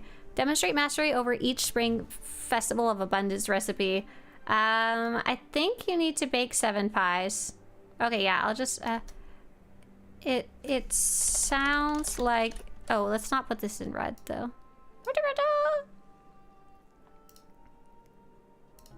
Sounds like, oh darn it. Hang on. No, I don't want you to be red. I want you to be 0 color. I want you to be, sure, black. Oh, what happened there? It sounds like you are completely cursed and there's nothing I can do to fix you except go into the code and do it manually. How rude. Sounds like beep beep. Oh my gosh, where'd it go? Sounds like, oh, I'm gonna lose my mind. It sounds like you need to bake 7 of each type of pie for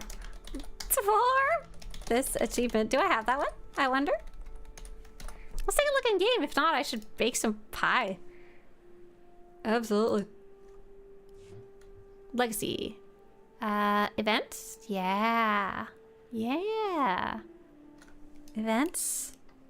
Feast of Prosperity. General. Oh, I'm at 100%. So I'm gonna go with, I have pied all of the pies. Including Master Patissier. Patissier? What would that one be under? Food fight? Oh, that's the wrong event.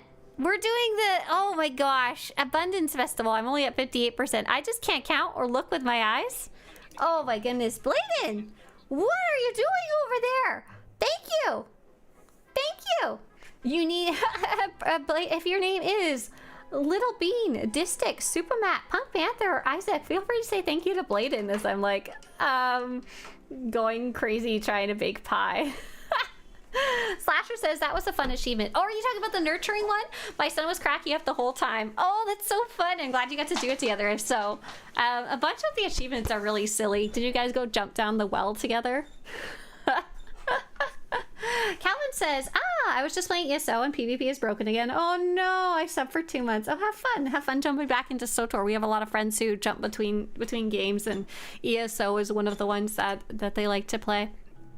Like, bake 7 of each pie. Okay, now I just need to be able to spell. That's a whole different issue. Where's the one about the void fish? Players have gotten this achievement.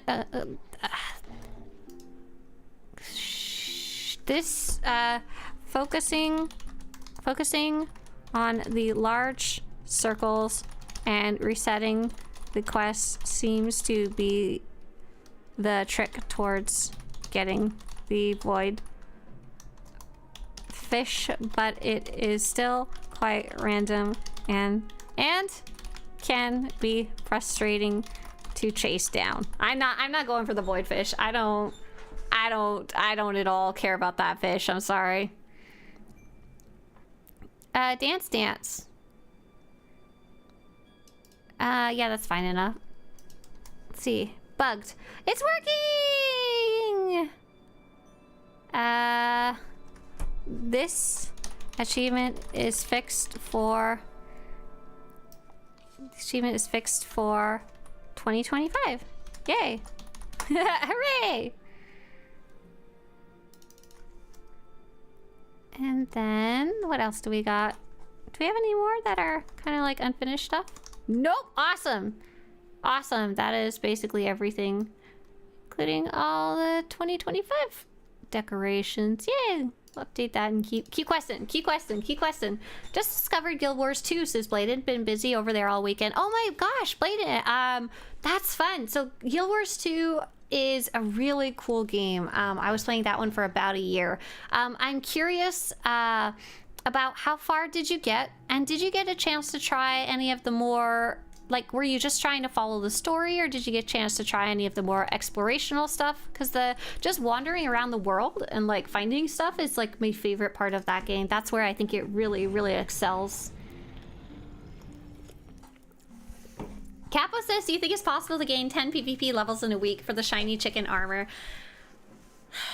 So, if you did the weekly objectives, Capo, you could earn a total of 400 points, right? Because you can do any 4 of these total. So that'd be 400 points. How much is each rank on the track? I think it's 100? But I don't remember. I wonder if, let me see if I have it on the guide really fast. You just have to sit there and do math to find out. Which is better spent just PvPing. Okay, how to points. 300 season points. And each match is... Oh wow, you need 300 points per level. That's a lot. So literally doing all of the objectives in a week would only earn you 1 level, huh? You would have to play a lot of matches, and each match can give you up to 52 points. So let's say you were doing amazing and you wanted 10 levels times 300 points each, minus the 400 you get from the weeklies, divided by, let's say you're amazing and got 52 points each time. You need to play 50 matches, but the most important thing that you're going to run into is you can only earn 1,000 points per week. That's it. That's it. You can only earn 1,000 points in a week, and you can't get more than that no matter how many matches you play. So unfortunately, I think the solid answer is no. I was going to go buy my way partially up the track at least. Let's see, how far can you buy right now? So to catch up to level 20 at least, catch up to the first set of... Oh my gosh, it's gonna cost me 69 million credits! Do I have that much? I spent a lot of them. Oh, I don't have that much on this character, but I probably should go do it on my main character, because I really wanted to get some chicken armor. I really wanted the chicken armor that glows, but it's just not happening. Oops. It's just not happening.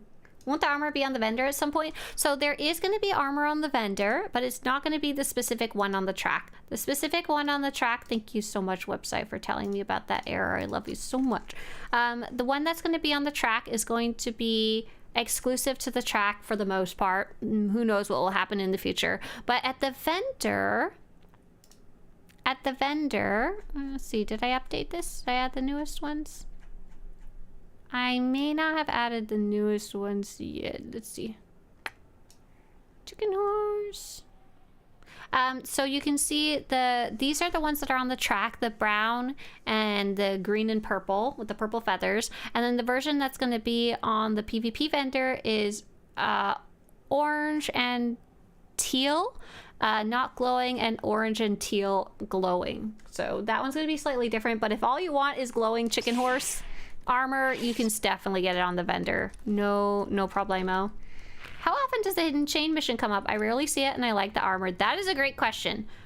We don't know the answer, or at least I don't know the answer. I think it is kind of randomized. So basically what I would do if I was trying to figure it out is I don't know if it switches every 15 minutes or on the hour. But right now it's actually taking place on Ilum for the next 58 minutes. What? I don't even understand how long these last sometimes. But you're looking on the map for the icon of... Here, let me see if I can show you a little closer. So you'll see how Hoth has one triangle. It's saying it has dynamic encounters on this planet for you. The one for a hidden chain is two little triangles, like it's a little bigger. You just... Yeah, it might... I think it may have just started 2 minutes ago. So maybe it started at my time, 9:30, and it lasts an hour. So maybe it doesn't start on the hour, that, or it lasts an hour and a half. So in general, the dynamic encounters refresh every 15 minutes. I don't know if that also applies to the hidden chain or not, but you could try checking every half hour or every 15 minutes would be best. Just open up the map and look for the little icon. I think it will also appear on Hoth, on Tatooine, and on... Is it Makep? There's another place it can be, but I'm having trouble. Oh, Rishi. That's it. I was like beach planet question mark? Something like that, right? Chocobo armor, yeah. I've done so many hidden chain and I've only gotten 2 pieces of armor. Oh, Anel, thank you. That's so nice of you. Thank you. To get the armor's only going to drop from the enemies with the star beside their name, and I'm pretty sure, more specifically for that one, it only drops from the boss at the very end. And she dies so fast, there's a small chance you may never even hit her yourself, so you may never actually get a chance to get it if there's a lot of other people around. I've noticed that can happen. Or you have to kill her multiple times, or weird stuff happens. I will say, if you really want that armor, it does also buy and sell on the GTN. That's how I wound up getting my set, because I needed to take a screenshot for the website. I'd gotten like really lucky and gotten like the helmet or something, and then the rest I just had to purchase it. I'm big, says Bladen. On Exploration Story, I got my main Mesmer up to level 43 and just starting the 3rd area. Oh, nice! Bladen, have fun, and have fun playing such a weird and unique class. The Mesmer is not something that you, like... There's not an equivalent in SWTOR, and not an equivalent in many other games. Just generally really neat class. Okay, so locate supply shipment on Tatooine. You know what? I'm actually going to stop doing this specific quest where I'm just running around and doing errands for this guy, because I want to go get some chicken. I'm pretty sure I have a character sheet that I was tracking which ones had, like, done the Festival of Abundance or not yet. Let's see. Feast, bounty event, data cube, cooking. No? Oh, that's so sad. Feast. Oh, no, festival, that's why. Festival. Oh, I was tracking the Feast of Prosperity, not the festival event. Oh, that's so sad. Maybe I should add a row? Insert 1 column left. Format. Clear formatting. But, drag this over. Drag it to be, Festival Abundance. Oh, baby Toyota. And then we're gonna insert checkbox. And then we're gonna drag it down! And we're gonna say we definitely did it on Saya. For sure.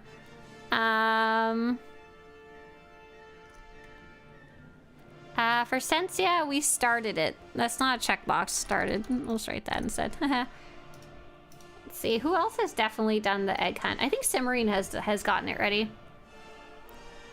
I'm still getting blueprint fragments from last season, says Darth Fanatus, but I'm still counting up the number for the Achievo, but I'm missing 3 seasons objectives, so I'll never 100% that season. Oh, that's so sad. Like, it'll let you finish the reputation track, but you'll never be able to get the final achievement. Sorry. Average Teacup says, finished Fire Frost, story mode, solo. That was much easier than Done and Dusted. My companion is level 7. Yes, so Teacup, Fire Frost was easier to start with than Done and Dusted, and then they also went and made it easier, all of them easier, in story and veteran mode a couple days ago. They just were like, okay, you guys, have fun. You'll have a lot more fun in veteran mode now than you were before. By the way, Patrick was able to get a hold of one of the rare armors, or rare weapons that I was trying to get a hold of. He said, I got this one for a steal. Did you wanna have it or buy it? So I gave him 20 million for this one. I was grateful to get it because this one actually is different, which is pretty cool. This is the Hapani Fusion Electro Staff, and it's the fitted version. It's got these weird little purple thingies at the end. I don't know. Electro staffs are weird. They're just so strange. Okay, let's see. Did this character pick up any of the Festival of Abundance? Yes. Okay, cool. She's got the one in Raiders Cove and Teleos, yeah? Oh, that's in Macab. So let's go do that one on Macab first, because that one's harder to me. It's more difficult. Is there any way at all to get your hands on weapons from previous Galactic Seasons reward tracks? Hey there, Knitwolf. I am so sorry. You're so nice. You came here and asked your first question, and my answer is no. Not that I know of. It could potentially come back in the future in some way, but at the moment, and with the way Galactic Seasons currently work, stuff that was on the track before and wasn't on a vendor stays unavailable, if that makes sense. The idea is they want you to subscribe and play while seasons are out instead of saying, maybe I'll get it later, you know? Womp womp. Sad. You can get Rishi, you can only do if you've done the mission to unlock the part of the map in story mode. Are you sure? Can't you just go use the taxi? Is there a shuttle to get there? Netwell says, well, one can hope they add them in some way or form. Thank you for the answer. Right, my theory is that not anytime soon, but eventually they might add them to the vendor for the Galactic Seasons tokens. However, like I said, part of the reason Seasons works from a marketing business perspective is that people don't say, oh, I can do it later. They say, oh, I should play and subscribe now instead of putting it off. And, you know, putting them on the vendor kind of defeats that purpose. Okay, I think I can start finding eggs now. I'm going to take off my glasses and I'm going to look for eggy babies. I'm going to laugh at the person who's not in stealth because I'm going to go in stealth. I saw an egg here at one point. No, I didn't. I lied. There was never an egg here. Oh my god, egg. Go sleep. Go to bed. Get in your eggs. Egg. No need to have done the story of Rishi to do the festival. Okay, good. I'm glad to see that confirmed. Yeah, just a little harder to get there. Mike NZ says, I want to make my companions work even if I'm online and start a business. Wouldn't that be fun? A lot of players have asked, could we have send our companions to go out crafting on our phone? And I'm sure the developers would love to add something like that. World of Warcraft actually added something like that a while ago. Zach was telling me about it one time when we were playing, and he was saying if you didn't do that, if you didn't participate in that, you were losing out on a ton of money because the crafting materials were so valuable. Hey, Carl. Carl says, do you have a favorite class? Oh, that's such a good question. My favorite class is probably my main character. I'm not playing her right now. She's done for the day. She's taking a nap. I really like the Vanguard tank.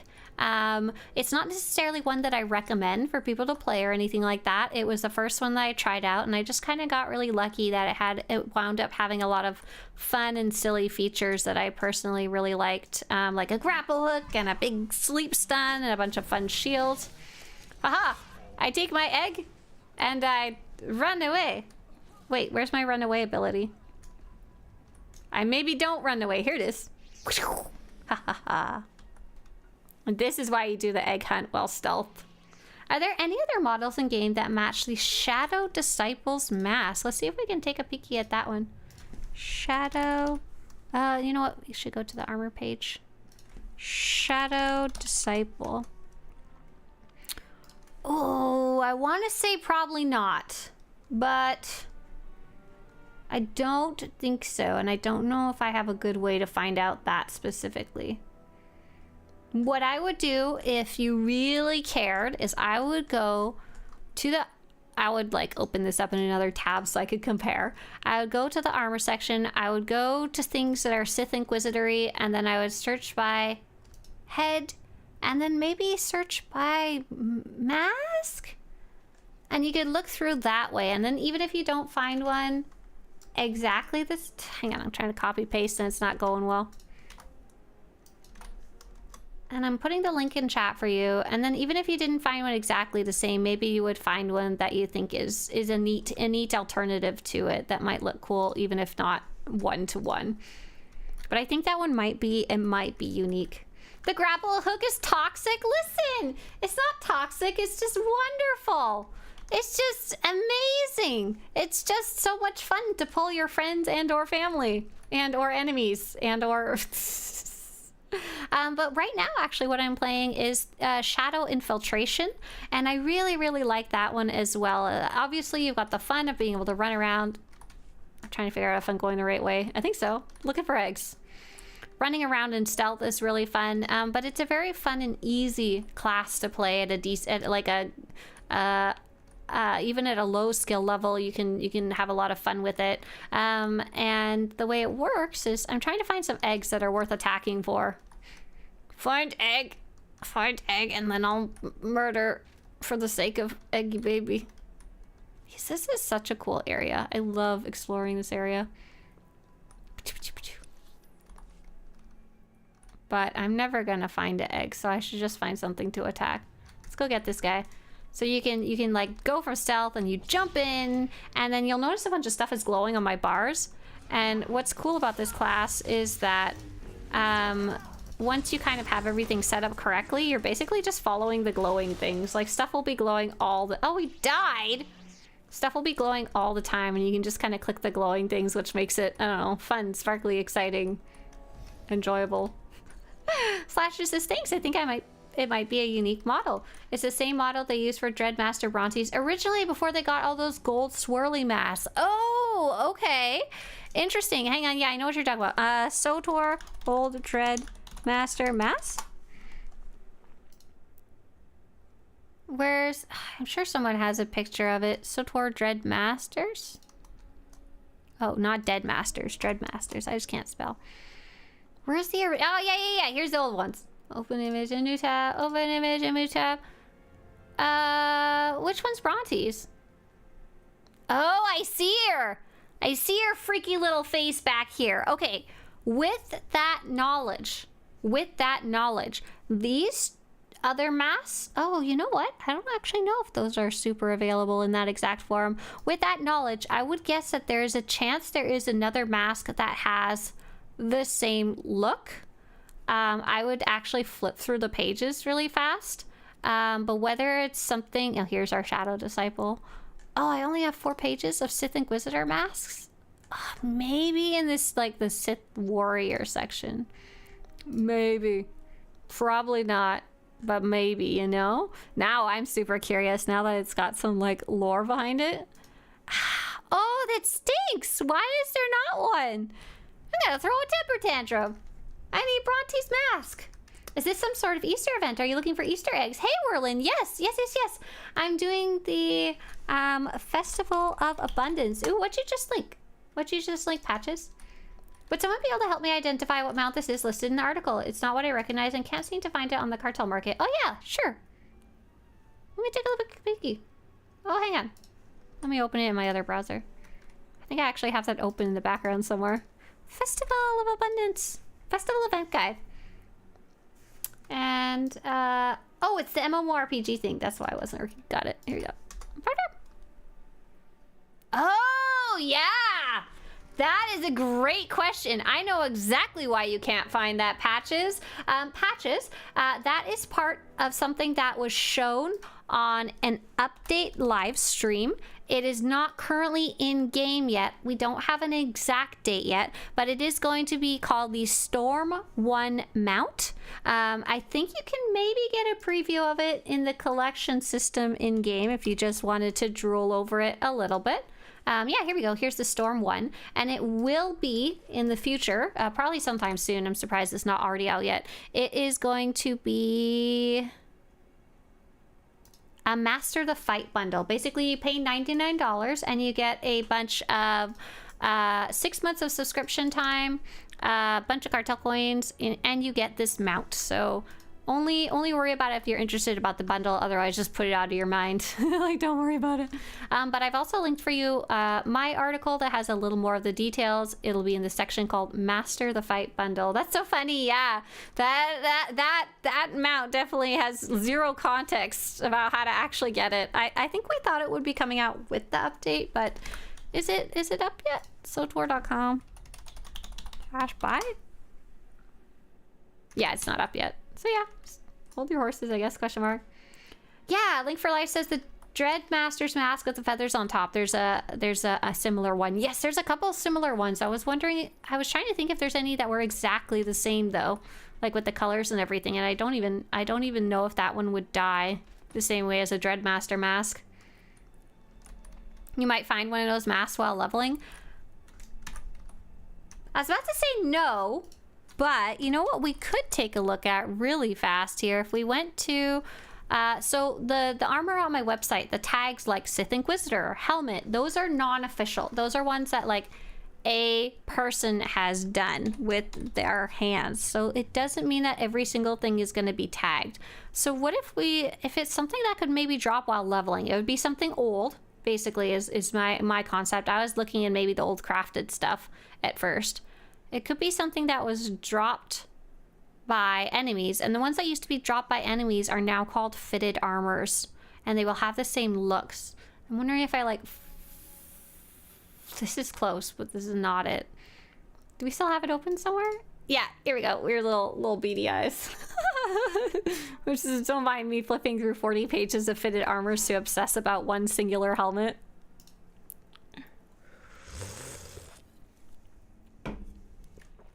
How can I upload stuff to your website? Here you go. It's the fashion section.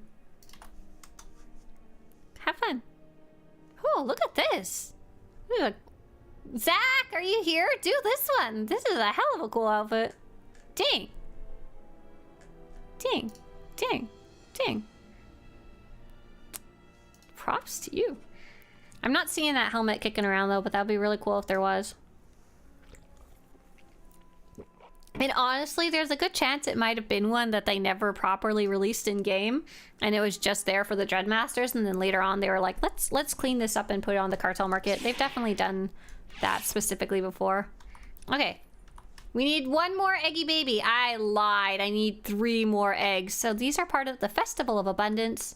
We've got I've got a whole guide about it on the website, and basically each week you can go do a little egg hunt and find eggs. There's not really any story for it.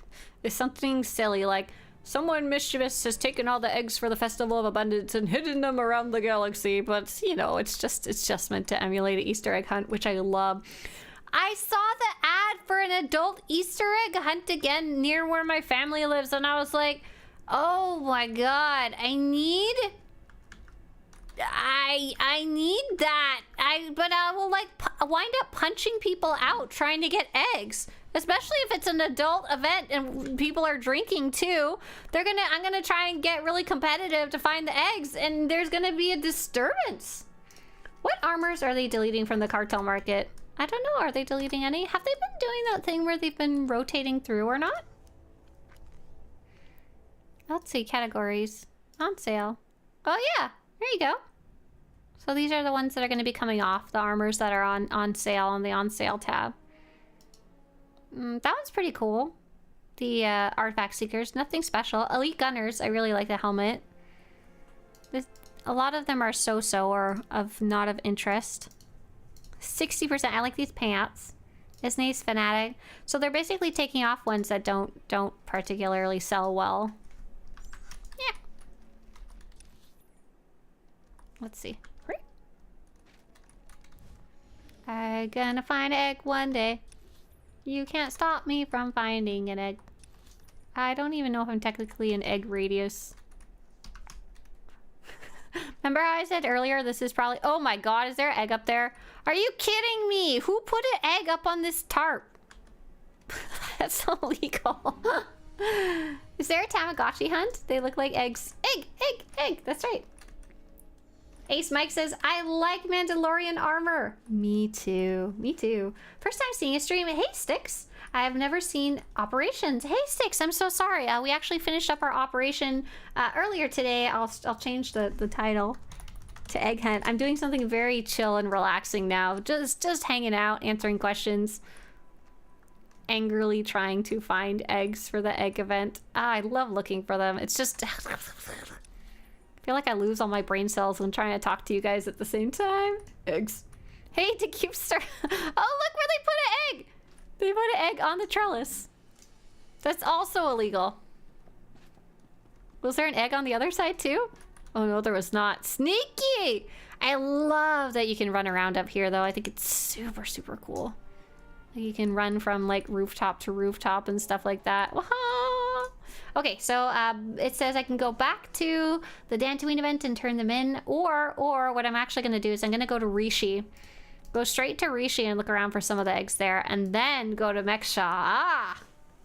Now we're thinking. Now we're cooking with eggs. Alex Quinn says, thank you so much for the website. It's helped with my replay throughs and codex hunting. That's awesome. I'm glad that's been useful to you. Very, very cool. Thank you, thank you, thank you. So Teresa's biggest weakness, egg hunts.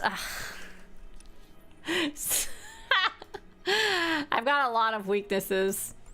I feel like egg hunts definitely are up there somewhere though. Let's checkbox Simmerin though, to make it clear that she's done the quests so that she can easily pick up egg hunts in the future. Okay. Come on, Eggy baby, let's go. There's gonna be a bunch of eggs hidden around here, and I'm going to find all of them, and I don't have to worry about being in stealth.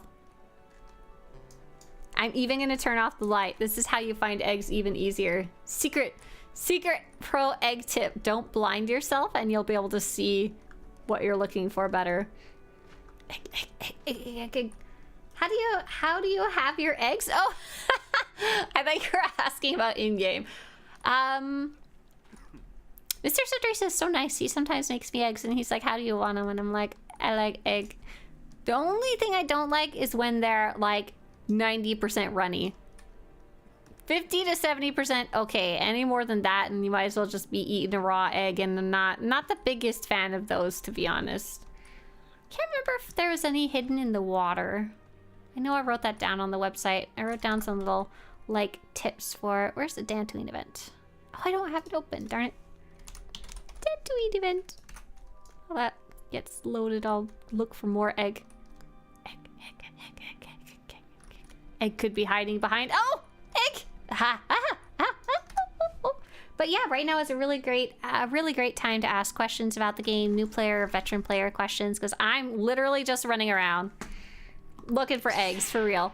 For the Rishi egg hunt, if you're low level, there are some level 57 enemies around, but not many. Look near the base of palm trees. Oh, this is a different one. I didn't even give any tips because it was so obvious where eggs were. Apparently, this is one of the easier ones for me to find. Find the little eggy babies. Give me your eggs.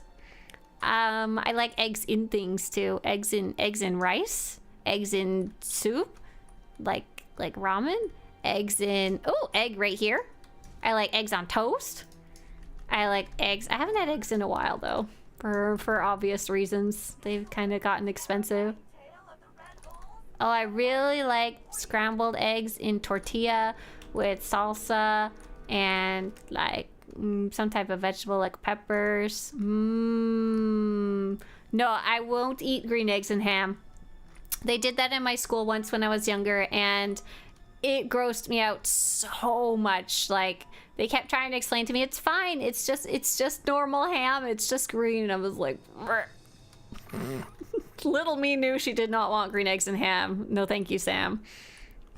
You unlocked an old horrible memory. Eating raw 2 eggs, more like drinking. Teacup, why did you eat 2 raw eggs?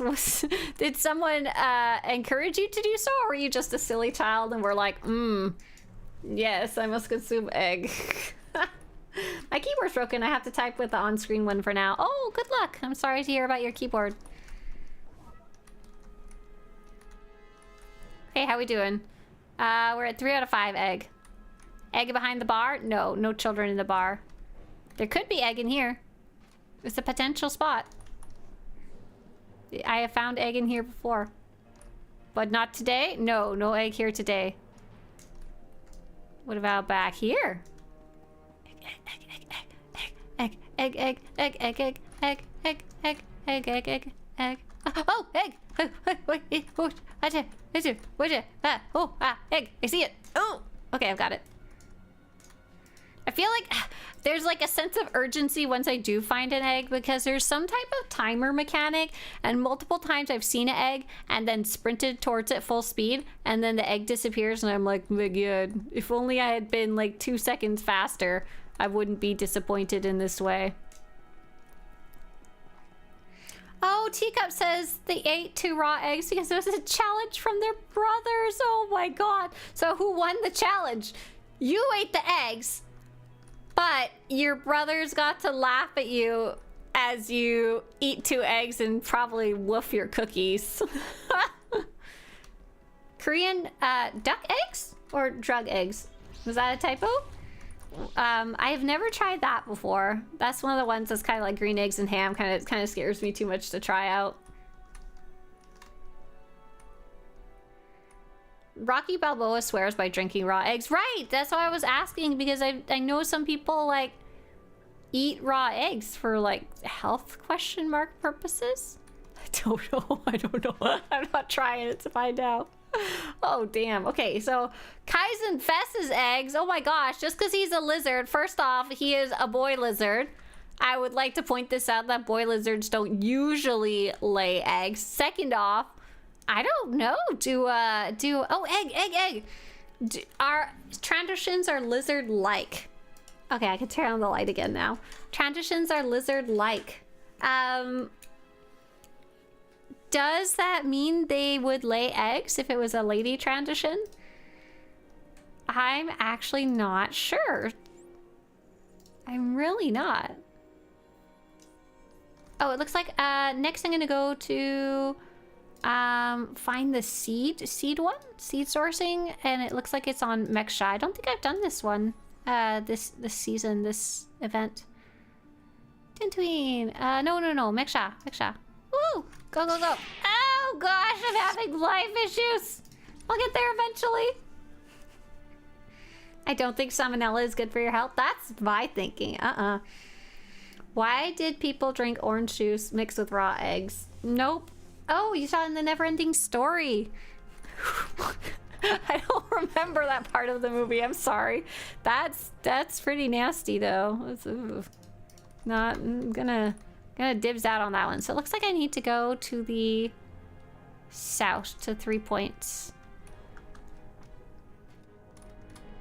To 3 points. Woo! I'm just gonna drive down there. I wonder if I have any notes about this one. Meksha. Oh, this isn't egg hunting. That's why. Got it. Oh, this is Jay Laurie went and looked up transitions for me. Jay Laurie says they have a spawning pool, so yes, they lay eggs. Okay, so there you go. You can't have Kaizen Fess's eggs. Maybe the eggs that he considers children. If he finds a nice Trandoshan lady to go make some eggy babies with, but sorry. Also, Mr. Swtorista brought up the other day, I said, oh, I went to an event and I saw somebody had dressed up as the frog lady, and I was really impressed. And he's like, the frog lady? And I was like, yeah, from the Mandalorian. You remember when little baby Yoda eats her children? That's messed up. We started going on about how crazy that is, that he literally just ate her unborn children, basically. Like, messed up. Can you imagine? Someone's little baby goblin gremlin, you're babysitting them for half a second and they like eat your child? Like what? that doesn't get addressed nearly as much as it should. And didn't Baby Yoda eat them all? Like what the heck? Don't eat my babies. There's a side quest for Kaizen where you have to save a clutch. Oh, that's cool. I don't remember that. I played that one a really, really long time ago because Consular, I think, was like maybe the second character that I made. Locate the security key. Sure. I believe in myself. I put some notes about this one because I had trouble with it. Because I couldn't find it to start with. Oh, there it is. Retrieve the shipment. Choo! Get it, get it, get it. Don't think about my BFF Kaizen like that. Listen. Listen, eggs. I would like to see the baby. No, it's a bad baby. It's in the corner for eating other people's babies. Okay, deposit seeds. I assume that's just in Dantooine. Nice. So now I can fly back to Dantooine, make sure to go to the Bilbo Groves, and I can actually like turn these in one fell swoop, and I'll get almost 1,000 tokens. The items that I'm trying to get, like the armor sets and weapons and stuff, are kind of expensive, but I'll get them eventually. Imagine if Baby Yoda ate the last eggs ever and killed the species. Luckily, I don't think that's the case, but it's still pretty sad regardless. I'm telling you, if someone ate my babies, I'd be I'd be devastated. Don't eat my babies. Seriously, baby. Keep Baby Yoda away from me if I have baby, okay? I'm not gonna, to be honest, I feel like probably be like, oh, Baby Yoda, you can eat all my babies. You're so cute. Dude, that little gremlin, it's got a hold on me. It's like something in it is like a primal instinct to go, oh, it's so cute, in my soul. Okay, is there any pies that aren't baked? Okay, there's triangle, there's green, there's pink. What's the other one that's an option? Triangle, green, and pink. So that means this one's not baked. Let's go help the masses. I would like to see the baby. Okay, we need to go get some ingredients. Yeah. I'm gonna eat some pie while I'm out here. In case these disappear while I'm gone. Look at this one. This person's like sitting here on the pie table like, where is the other pie? Hey, why can't I eat this one? Why is this pie illegal? Why is this pie illegal? Okay, I will leave then. A flesh raider, baby. I will take my flesh raider, baby, and leave. I'm taking it away. The reputation vendor in Makeb is one of the few non-Sith species we see in-game. Oh, wow, yeah. I never thought about that. It's really uncommon to see the Sith species, but not have them be a Force user, a Sith. And if I remember right, it's like considered... Is that where I go get the pie? Ah, pie is in this direction. If I remember right, it's like super shameful. It's super shameful to be a Sith and not be strong enough in the Force to pass the academy, you know? Link for Life says, I love Kaizen Fest. He is a bro. He is pretty cool. He's a good partner for the Jedi Consular for sure. Okay, I've got my ingredients. Let us go. How many non-Sith Sith do you think are in the Empire? I can only remember 3. One from the Inquisitor Voss story, Makeb Reputation Vendor, and one from the Knight story. So, they've mentioned one of the official writers for the game, Charles Boyd. I need to find the right ingredients. He was talking about the idea of, could the Sith pureblood be a Sith Inquisitor, particularly because the Sith Inquisitor's backstory is that they start off as a slave, but were picked out to become Sith Inquisitor because they're strong in the Force or whatever, you know. That you have this background that is not a noble heritage. And the Sith purebloods, for the most part, often are. Essentially, if I remember right, he said something along the lines of, it could be someone who's not Force sensitive, it could be someone who's been, like, their family no longer has a place of honor among the Sith or something like that. So If there is some, they're probably in lowly places for the most part. Like, there's probably something, like, wrong with them. They're considered defective in some way, either by the heritage of their family or by their, like, lack of connection to the Force or lack of personal strength or whatever. Because, you know, as you know, the Sith are not very forgiving. If you die in the Sith Academy, it's big whatever. You know, no one cares. Place it on the table. Pie. Oh, darn it. Someone else baked this pie in the meantime. And for whatever reason, I can't eat these pies now. Oh, curse. I still need a deep water dark pie. Oh, that's the pie I just made. Perfect. Oh, maybe I was eating pies earlier, like a different day, and that's why I couldn't click them. Do you need the eggs to bake the pie? No. I think the eggs are literally... Actually, that's a good question. So when you pick up the egg quest, it says something very short and sweet like, you need to refine the eggs for the festival, but I can't remember if it says what the eggs are for. You put them here among the other ingredients. Oh my god, you know what? You're probably right. The eggs probably are for the pie.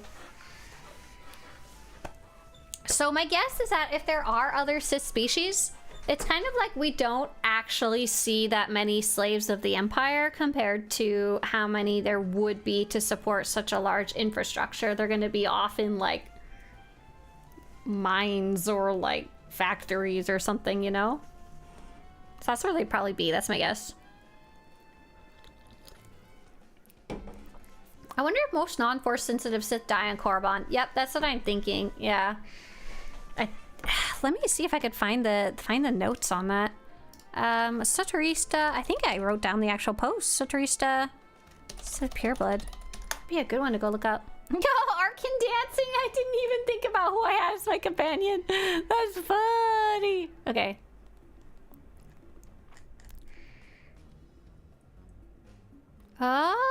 Okay, hang on. For a brief time, Sith blood was seen as a sign of weakness, but the modern Empire believes purity of heritage carries the strength of the Force. Genetically speaking, true pureblood Sith are virtually extinct, but red skin is still the mark of an Imperial, most always a Force user who could trace his or her ancestry back into antiquity. You know what we should do? We should watch the video! I literally read this all out loud! Yeah! That's my vote!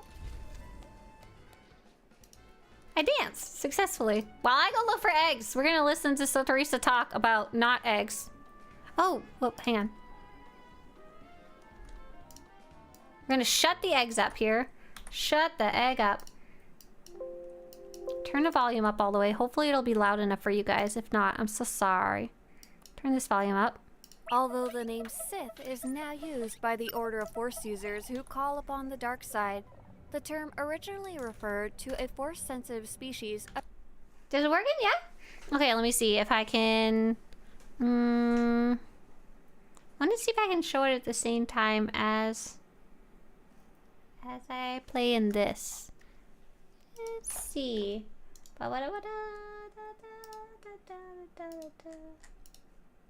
Add. Browser. Okay. Browser source. Okay. Although the name Sith is now used by the Order of Force users who call upon the dark side, the term originally referred to a Force-sensitive species of red-skinned humanoids. The term Sith pureblood is now used to distinguish between those descended from the species and the Order itself. The Sith species was discovered 3,000 years ago on Korriban by exiled human Dark Jedi fleeing Republic space after their defeat in a war called the Second Great Schism. The Dark Jedi quickly enslaved the primitive culture, and over many generations, the two groups intermingled. Eventually, the elite ruling class of Korriban consisted almost exclusively of the hybridized offspring of the Dark Jedi and the High Priests of the Sith people. These offspring tended to exhibit the physical characteristics of their Sith parentage, such as red skin, yellow eyes, bony protrusions on their face or head, and fleshy tendrils dangling from the cheeks and chin. For a brief time, Sith blood was seen as a sign of weakness, but the modern Empire believes purity of heritage carries the strength of the Force. Genetically speaking, true pureblood Sith are virtually extinct, but red skin is still the mark of an Imperial, almost always a Force user, who can trace his or her ancestry into antiquity. In Star Wars The Old Republic, you can play any type of character as a Sith pureblood, as species are not restricted to certain origin stories or combat styles in the game. However, you may need to unlock the Sith pureblood species depending on what class you want to play as. Free-to-play players will need to unlock Sith purebloods before they create a Sith pureblood character. This part's not important, Subscribers, however, sorry. can automatically create a Sith warrior or Sith inquisitor as a Sith pureblood while they are subscribed. Once the character is created, they do not need to remain subscribed to continue playing with the created character. Let's go over the options when it comes to unlocking Sith pureblood for other classes. Unlock option number 1. All players can unlock Sith purebloods for all classes by purchasing the item Legacy Species Unlock Sith Pureblood. See if I can skip ahead to the interesting part. And 2, but they have their credits capped at 1 million, making it very difficult. This unlock is per server, not account-wide. While the Sith pureblood ancestry means you're very likely going to be playing Yeah, a Sith this part. of some sort, a Force-sensitive Imperial character if you're playing a Sith pureblood, there are all 8 class options available to you, so let's talk about how that might work. The Sith Warrior is likely the most well-suited class for the Sith pureblood, and the Sith Academy has welcomed many generations of Sith purebloods into its ranks. Much of the Dark Council is made up of Sith purebloods. The Sith Inquisitor is the other one that comes for free as a subscriber, but it is an interesting case. The Sith Inquisitor starts off as a slave in the story, and although it is very uncommon for a Sith pureblood to be a slave, it is still possible. The creative director of the game said this on the concept of Sith pureblood slaves. As brutal as the Sith are to one another, there must be cases where a powerful pureblood Sith is overthrown and their surviving family members enslaved. It would certainly be quite the trophy for a Sith who overthrew them. If purebloods are held to be the most powerful, then defeating and enslaving them must be seen as an impressive display of power indeed. Now let's talk about the other 2 Imperial classes. Imperial agents must master the arts of infiltration, seduction, and assassination to carry out the most dangerous and sensitive Imperial assignments. While it isn't common to see non-humans in the ranks of Imperial intelligence, the Minister of Intelligence recognizes the need to take advantage of an alien mind. While a Sith pureblood would be very conspicuous in Republic space for spying, they could also walk places within the Empire that others rarely tread. As for bounty hunters, it's never a question if a bounty hunter will find you, only when. Both infamous and anonymous at the same time, bounty hunters are far more than mercenaries for hire. Bounty hunters carve their own paths, and it would be uncommon, but not too surprising to see a Sith pureblood bounty hunter, though it would be a profession most Sith purebloods would look down upon. Now let's take a look at the Republic side. A Sith pureblood Jedi Knight or Jedi Consular are both kind of things that players tend to make fun of. It's a very uncommon combination. And you'd be pretty conspicuous walking around Tython looking like the forsworn enemy of the Jedi. But it doesn't make it impossible. Due to their connection to the original Sith, a Sith pureblood would be exceedingly rare to see as a Jedi, especially as they had a genetic predisposition towards the dark side of the Force. However, once in a lifetime, a Sith pureblood turns to the light with the help of a Jedi, or is found outside of Imperial space by someone with a deep connection to the Force. If you happen to play a Jedi Knight character, you will even get to see this redemption arc for a Sith pureblood if you choose to help them. While the Jedi tend to have an open mind, the idea of a Sith pureblood trooper tends to crack me up. But here we go. Troopers are the embodiment of the Republic military's highest aspirations, the most advanced fighting force in the galaxy. Although not impossible, it would be extremely uncommon to see a Sith pureblood in the Republic military. They would face great prejudice by both their own species for their weakness, as well as by their peers in the military for resembling the greatest foe the Republic military faces, the Sith. Smugglers you can make a little more of a case for though. Above all else, smugglers make their own destinies. Smugglers require fast reflexes, fast wits, and a fast draw with a blaster. Smugglers are beholden to no traditions, and although it would be uncommon, it would not be too surprising to see a Sith pureblood smuggler. A Sith pureblood smuggler would need to tread carefully, as they would resemble everything that the smuggler stands against: slavery, order, and death in the hands of the Sith Empire. One of the things I do love about this game is that although a species and class or story combination may not make perfect sense, you can still make it happen and you can be that 1 in a million type of character if you want to. Now let's talk about what these Sith purebloods look like. Sith purebloods exhibit the physical characteristics of their Sith parentage, such as red skin, yellow eyes, bony protrusions on their face or head, and fleshy tendrils dangling from the cheeks and chin. In the Star Wars The Old Republic character creator, the female tendril options are much sharper and less fleshy than their male counterparts, and the bone protrusion options are much larger and sharper on the eyebrow ridge if you choose to add those. For male characters, the male tendril options are more similar to tentacles and are a bit more dangly than sharp. Sith purebloods come in multiple shades of red, dark red, orange, and reddish purple. Their hair also comes in similar colors as well as black. They do have one more interesting character creator option, the jewelry.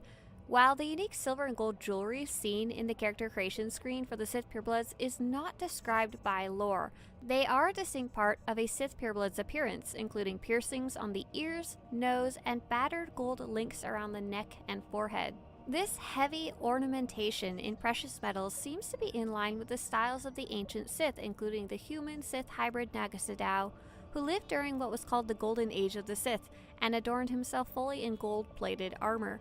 Sith purebloods are not required to wear jewelry in the character creator, and can choose to go without, though there are few examples of Sith purebloods who do not wear any at all. As Sith purebloods fall to the dark side, they have the option to turn on dark side corruption, where they begin to lose pigment in their skin and their eyes turn yellow, then orange, so some Sith purebloods can become very pale, a very light pink color. Now let's talk about names. You can choose any name you want for your Sith pureblood character.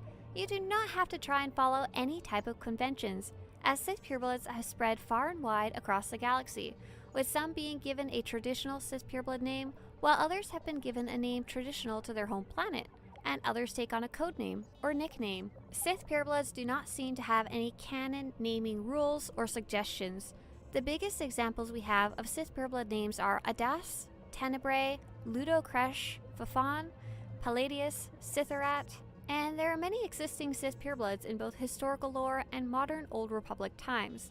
As Sith have strong ties to their heritage, they seem to be named with reverence to past great lords of the Sith, rarely choosing nicknames or codenames compared to other species. If you want to see a big list of a ton of Sith pureblood names, visit the written version of this guide, visible as a link in the description of this video. When you're naming your Sith pureblood, don't forget that a lot of purebloods become Darths and then give themselves a special Darth name that is often a pun or play on words or a variation of a name that's dark and scary and full of power. Some Sith purebloods who have Darth names include Darth Arcus, Darth Igral, Darth Ikaral, Darth Krovos, Darth Legius, Darth Minax, Darth Neris, Darth Farov, Darth Seravan, Darth Shar, Darth Soberus, Darth Sinar, and Darth Tormen. There is an additional route you can take to naming your Sith character. Sith was the native language for the people of Zyos and Korban. It was adopted as the mystical language of the Sith Order after the Dark Jedi exiles enslaved the Sith species.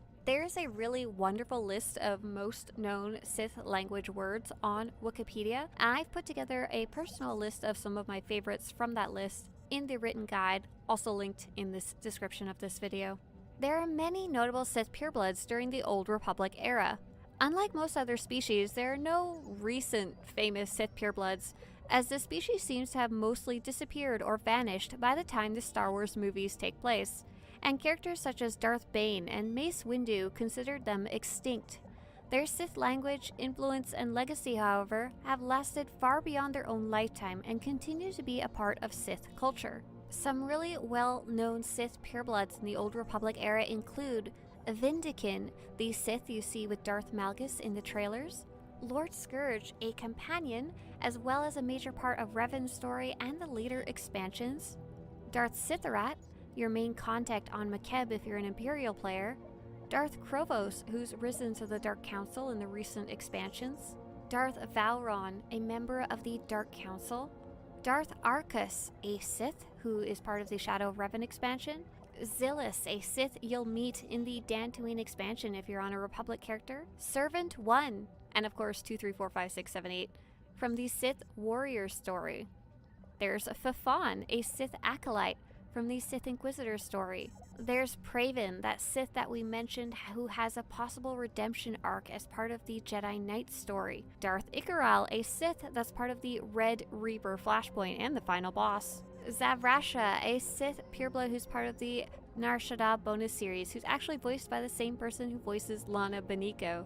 And we do have a few examples outside of the Old Republic game. We have Ludocresh, Mark Aragnos, and Nagasadao, all part of the ancient Sith Tales of the Jedi comics. And Exile Kresh, a descendant of Ludocresh, who's part of the Blood of the Empire Old Republic comics. That's a pretty good overview of Sith purebloods in the Old Republic era, and now I'm going to be going into a deep dive of their lore from as many different sources as I could find. You don't need to know any of this. This is for players who like to daydream, make up stories about their character, or really deep dive.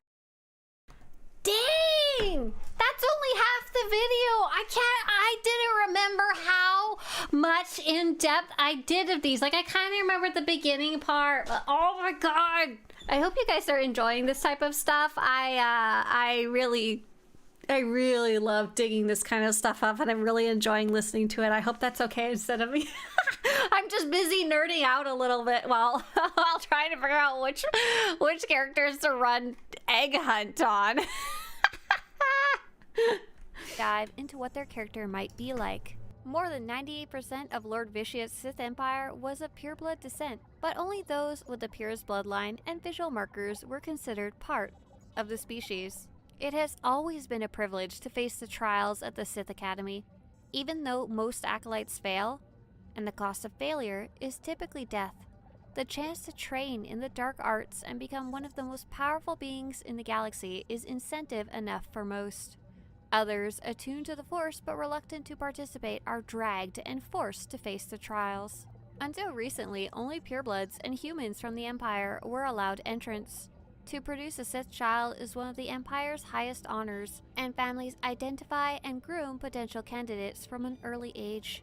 Since the loss of so many Sith in the war, however, a swell of less traditional thinking has opened the Academy to anyone displaying Force sensitivity. Some conservative Sith call this a foolish and desperate move that will dilute the Order instead of returning it to its strength. Others accept it as a temporary measure. At first, the conflict was merely intellectual as the first waves of new recruits into the Academy died ingloriously. But things are changing, and the new breed of Sith may yet prove itself worthy. A cruel planet of rocky red deserts and crumbling ruins, Korriban was the homeworld of the ancient Sith. Reclaimed by the Empire in recent decades, it is now the site of the Sith Academy, where the Dark Council oversees the training of new acolytes. Only Sith may come and go freely from the Academy, and for a non-Sith to visit Korriban is a great privilege. Surrounding the Academy are the tombs of the first Dark Lords. Used as testing grounds by the Academy overseers, the tombs remain filled with traps, monstrosities, and relics, even millennia after their construction, along with the bodies of a generation of failed acolytes. While exploring Korriban, you'll get to speak to a Sith pureblood character named Lord Aberon. Here's a quick excerpt from his quest that really explains what the Sith purebloods are like in the Sith Empire. Korriban was wrought by the true-blooded Sith millennia ago. Our ancestors, a crimson race of conquerors, raised the statues around us. Over the eons, however, our people mingled with slaves. Now, the red markings of true Sith are rare, and the purity of this planet is in question. Red skin is only a mark. It is the strongest indicator of a mighty heritage, but not the only one. True purity and strength are carried in the blood. I worry that our blood is being diluted over generations. In the Emperor's name, I've come to learn whether the Academy's overseers are Sith or not. The training of aliens as Sith is an aberration. So little Sith blood in all of the Academy, and only one of the overseers wears the red marks. This is shameful. I will bring this to the attention of the Dark Council. Measures must be taken if the true Sith are to survive. I'll advise purges and enslavement of those with the thinnest blood, and uplift the pure. It will be the Dark Council's decision, however. I fear for the Sith as a whole, and I would honor the ancestors who gave me strength. The origins of the Sith pureblood are a very interesting part of Old Republic era lore. Here's a codex entry about them. Exiled for horrific dark side experiments, a group of Dark Jedi made a last stand against the Jedi Order on Korbos, where they were ultimately defeated. The survivors fled beyond the borders of Republic space, and seeking refuge, they discovered the planet Korriban, home to the red-skinned Sith species. The Sith looked on the Dark Jedi's Force abilities with awe and worshipped them as gods. Led by the fabled warrior and tactician Ajunta Pall, the Dark Jedi began forging the Sith into a glorious civilization, built on the principles they had established after breaking with the Jedi Order. They ordered the construction of great monuments on Korriban, vast cities that did not survive the ages, glorious temples, and elaborate tombs. As time passed, the Dark Jedi and the Sith species intermarried until there were few true purebloods remaining. Eventually, there were only small physical differences between them. There were only the Sith, strong in the dark side of the Force, and their new Sith Empire. Here's a really cool excerpt from the StarWars.com databanks that no longer really exists. The term Sith was once used to describe a variety of beings and was not always synonymous with the dark side. Originally not only a cult, but a cultured species before they were subjugated by Dark Jedi exiles. The blood-colored humanoid Sith people lived in a superficially barbaric, though surprisingly harmonious existence on their homeworld, Korriban. Sentient sacrifices to their gods, dining on blood soup, a rigid and prejudiced caste system, and war between nations were all common in Sith culture. These barbarous practices were accepted not as contrary or antagonistic to life, but integral to it. War was quite literally a concept on par with peace or serenity. Conceptually, the Sith people did not, or could not, differentiate one state from the other. There was ultimately only existence. Some historians have speculated that the attitudes of the early Sith people were owed to a prehistoric encounter between their species and the vampiric being known as the Ansati. Volf Karko, a rare Ansat Jedi known for his prolonged study of one of the Jedi Temple's rare Sith holocrons, was fond of reminding his fellow knights that the Ansati remember the very first Sith. Beyond the anecdotal, though, there is no solid evidence to support this theory. A peculiarity of the Sith people was their innate tendency toward left-handedness. This led to their creation of the Lanvarok, a forearm-mounted weapon adapted strictly for left-handed use. Human Sith lords later crafted a right-handed version. Pure-blooded Sith were also steadily bred out as their genes were eventually alchemically mixed with those of humanoid Dark Jedi. Even after the genetic fusion, the Sith's rigid caste system remained in place. Priests and warriors, called Kisai and Masasi respectively, were two of the prominent classes. Later in their history, those that bore the elevated title of Sith Lord were becoming relatively common, but in 100,000 years of their existence, the Sith only ever had one monarch overlord. Nearly 3,000 years before the rise of the Galactic Republic, King Adas was a massive, regal being encased in majestic ebon warrior armor. Raised from his youth as a chosen being due to the charcoal pigment of his skin, Adas demonstrated great intelligence, fighting prowess, and a tremendous aptitude for Sith magic. With his alchemically forged battle axe, Adas led the bloody unification of Korriban's disparate nations and became its undisputed world ruler. The Sith people came to believe that King Adas was immortal and that his reign would be eternal. In fact, Adas was almost 300 years old and had earned the title Sith Ari, meaning the Lord or Overlord, when alien invaders came to Korriban. Misshapen, force-sensitive being. Hot damn, this is some deep lore cuts. So how old is this one? Wait, no, this is from only 3 years ago. This one isn't as old as some of my other videos. Some of my other videos are like 7 years old. I don't remember making this. I don't remember collating this data. I don't remember researching this. I don't remember putting it together. I don't remember recording it. The only part I really remember is trying to make that cool little blue template that gets used and receiving hundreds of submissions of pictures. A lot of the screenshots that you see are actually of various people's characters, which is pretty cool. Hey, Moa Jade. I can't remember how we got here. We were talking about Sith Pureblood, and I was like, you know what? A lot of the stuff that I'm like mumbling about, I've actually covered more officially. Let's go rewatch the video. And I'm like, ah! Help me, Obi-Wan Kenobi. Thank you, Slybox. Thank you. Okay, let's get back to it. We're gonna go. I didn't remember all that weird stuff about the previous little segment about the Adaxi or whatever it was. I didn't know the left-handed stuff, or at least I apparently knew it and didn't remember it, that's for sure. Okay, let's go. These were cotton soldiers of the so-called Infinite Empire first attempted to lull King Adas into their confidence by teaching him how to record his essence into a pyramidal magical device called a holocron. But the Rakata soon showed their true colors and tried to conquer the Sith people. But even at that ripe age, the Sith King refused to go quietly and introduced the invaders to his oversized axe and the unconquerable will of his people. The Darksiders were defeated, but the king gave his life to secure the Sith's freedom. After his death, King Adas's holocron passed to his Shadow Hand, his trusted advisor and second in command. Without Adas's unifying influence, wars once again raged for the rule of the Sith people, with the reigning combatants arrogantly claiming the title of SWTOR, and eventually forcing a relocation of the Sith capital to the planet Ziost. Eventually, almost 24 millennia after Adas's death, a proper successor to Adas seemed to come at last. Known in Republic space as the Exiles, traitorous Jedi defeated in a galactic war called the 100-Year Darkness, arrived on Korriban and cowed the Sith people with their astounding force abilities, lightsabers, and superior technology. With the help of the ruling King's Shadow Hand, these Gen Jedi, as the Sith called them, lured the Sith monarch into their confidence and destroyed him. Never anticipating this stunning sequence of events, the Sith people concluded that the Dark Jedi were themselves more powerful gods than even the SWTOR.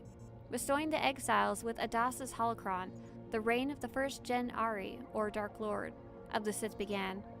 The last Lord of the Sith Empire to possess Adas's holocron was Lord Garu, who died around the time of the Great Hyperspace War. The holocron was abandoned on the planet Ashash Ri until its rediscovery centuries later by the fallen Jedi Frida Nad. Nad used it to rule the planet Onderon, where the teachings of King Adas helped usher in a new age of darkness. When the Jedi eventually freed Onderon of the dark side, they gained possession of the Sith holocron and banished it to a place where it could, presumably, never be recovered, under millions of tons of water on a scarcely known world called Kodai. Look, I told you we were going to do a deep dive into Sith Pureblood lore. There's a lot out there, and that's not even it. This is actually from Emperor Palpatine himself, from the Essential Guide to the Force book. As our defenseless ship traveled into the uncharted space, guided only by the dark side, our thoughts were heavy with the losses we had suffered. But after our ship emerged from hyperspace, we soon arrived upon the world you know as Korriban. We were astonished to find that the native Sith were force-sensitive. Certainly our so-called banishment was not the consequence of Jedi whim, but the will of the Force. The Sith attempted to terrify us with crude but imaginative illusions, some of which were reasonably impressive. Okay, everyone is trying to come up with crazy ways to skip No! ads. Like, chill. Guys, just download Pi. This Chrome extension takes 5 seconds. Be quiet, lady! Though we lacked weapons, we were obviously stronger and more intelligent than they, and yet they were still eager to prove themselves and prevent us from appropriating their alchemical secrets. It was almost immediately clear that even their most talented sorcerers were no match for us, but they demonstrated honor when they yielded.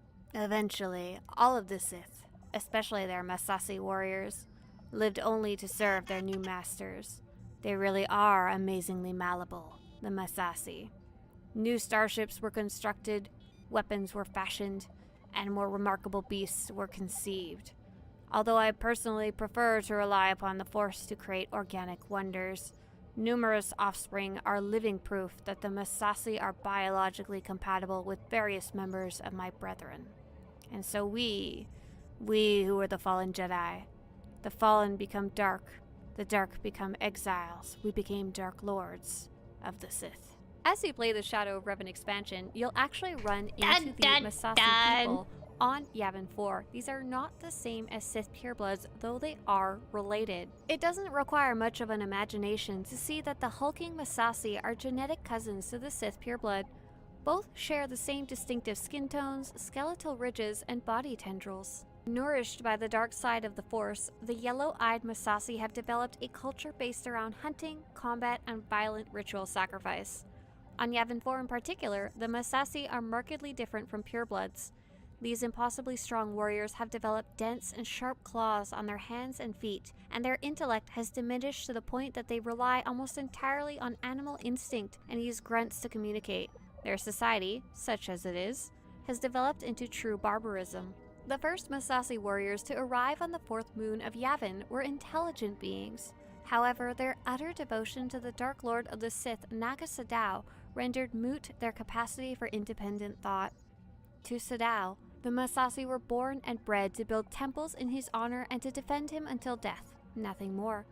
Perhaps it was for this reason that Sadow's experiments in Sith alchemy mutated his followers into rudimentary brutes. I hope you enjoyed this really deep dive into every little bit of Sith pureblood lore I could find in and out of the Old Republic era. If you have a Sith pureblood character in Star Wars The Old Republic or are creating a Sith pureblood for any other type of Star Wars project, I would love to hear about them in the comments below. If you want to show your support for these types of in-depth lore videos, please visit Swtorista.com/support. Ow! That was crazy. Okay, I like I said, I don't even remember making that one at this point, and I didn't realize just how much I had dug into it. Like some of those things I had never even like read before, and I had to go find find versions of them to like see where they came from. Some don't literally exist anymore. Could you please show the post I sent you? No, that's okay, thank you. But feel free to relink it in chat if you wanted. I just also found my last egg on Makeb. I think this is a great spot to end the stream.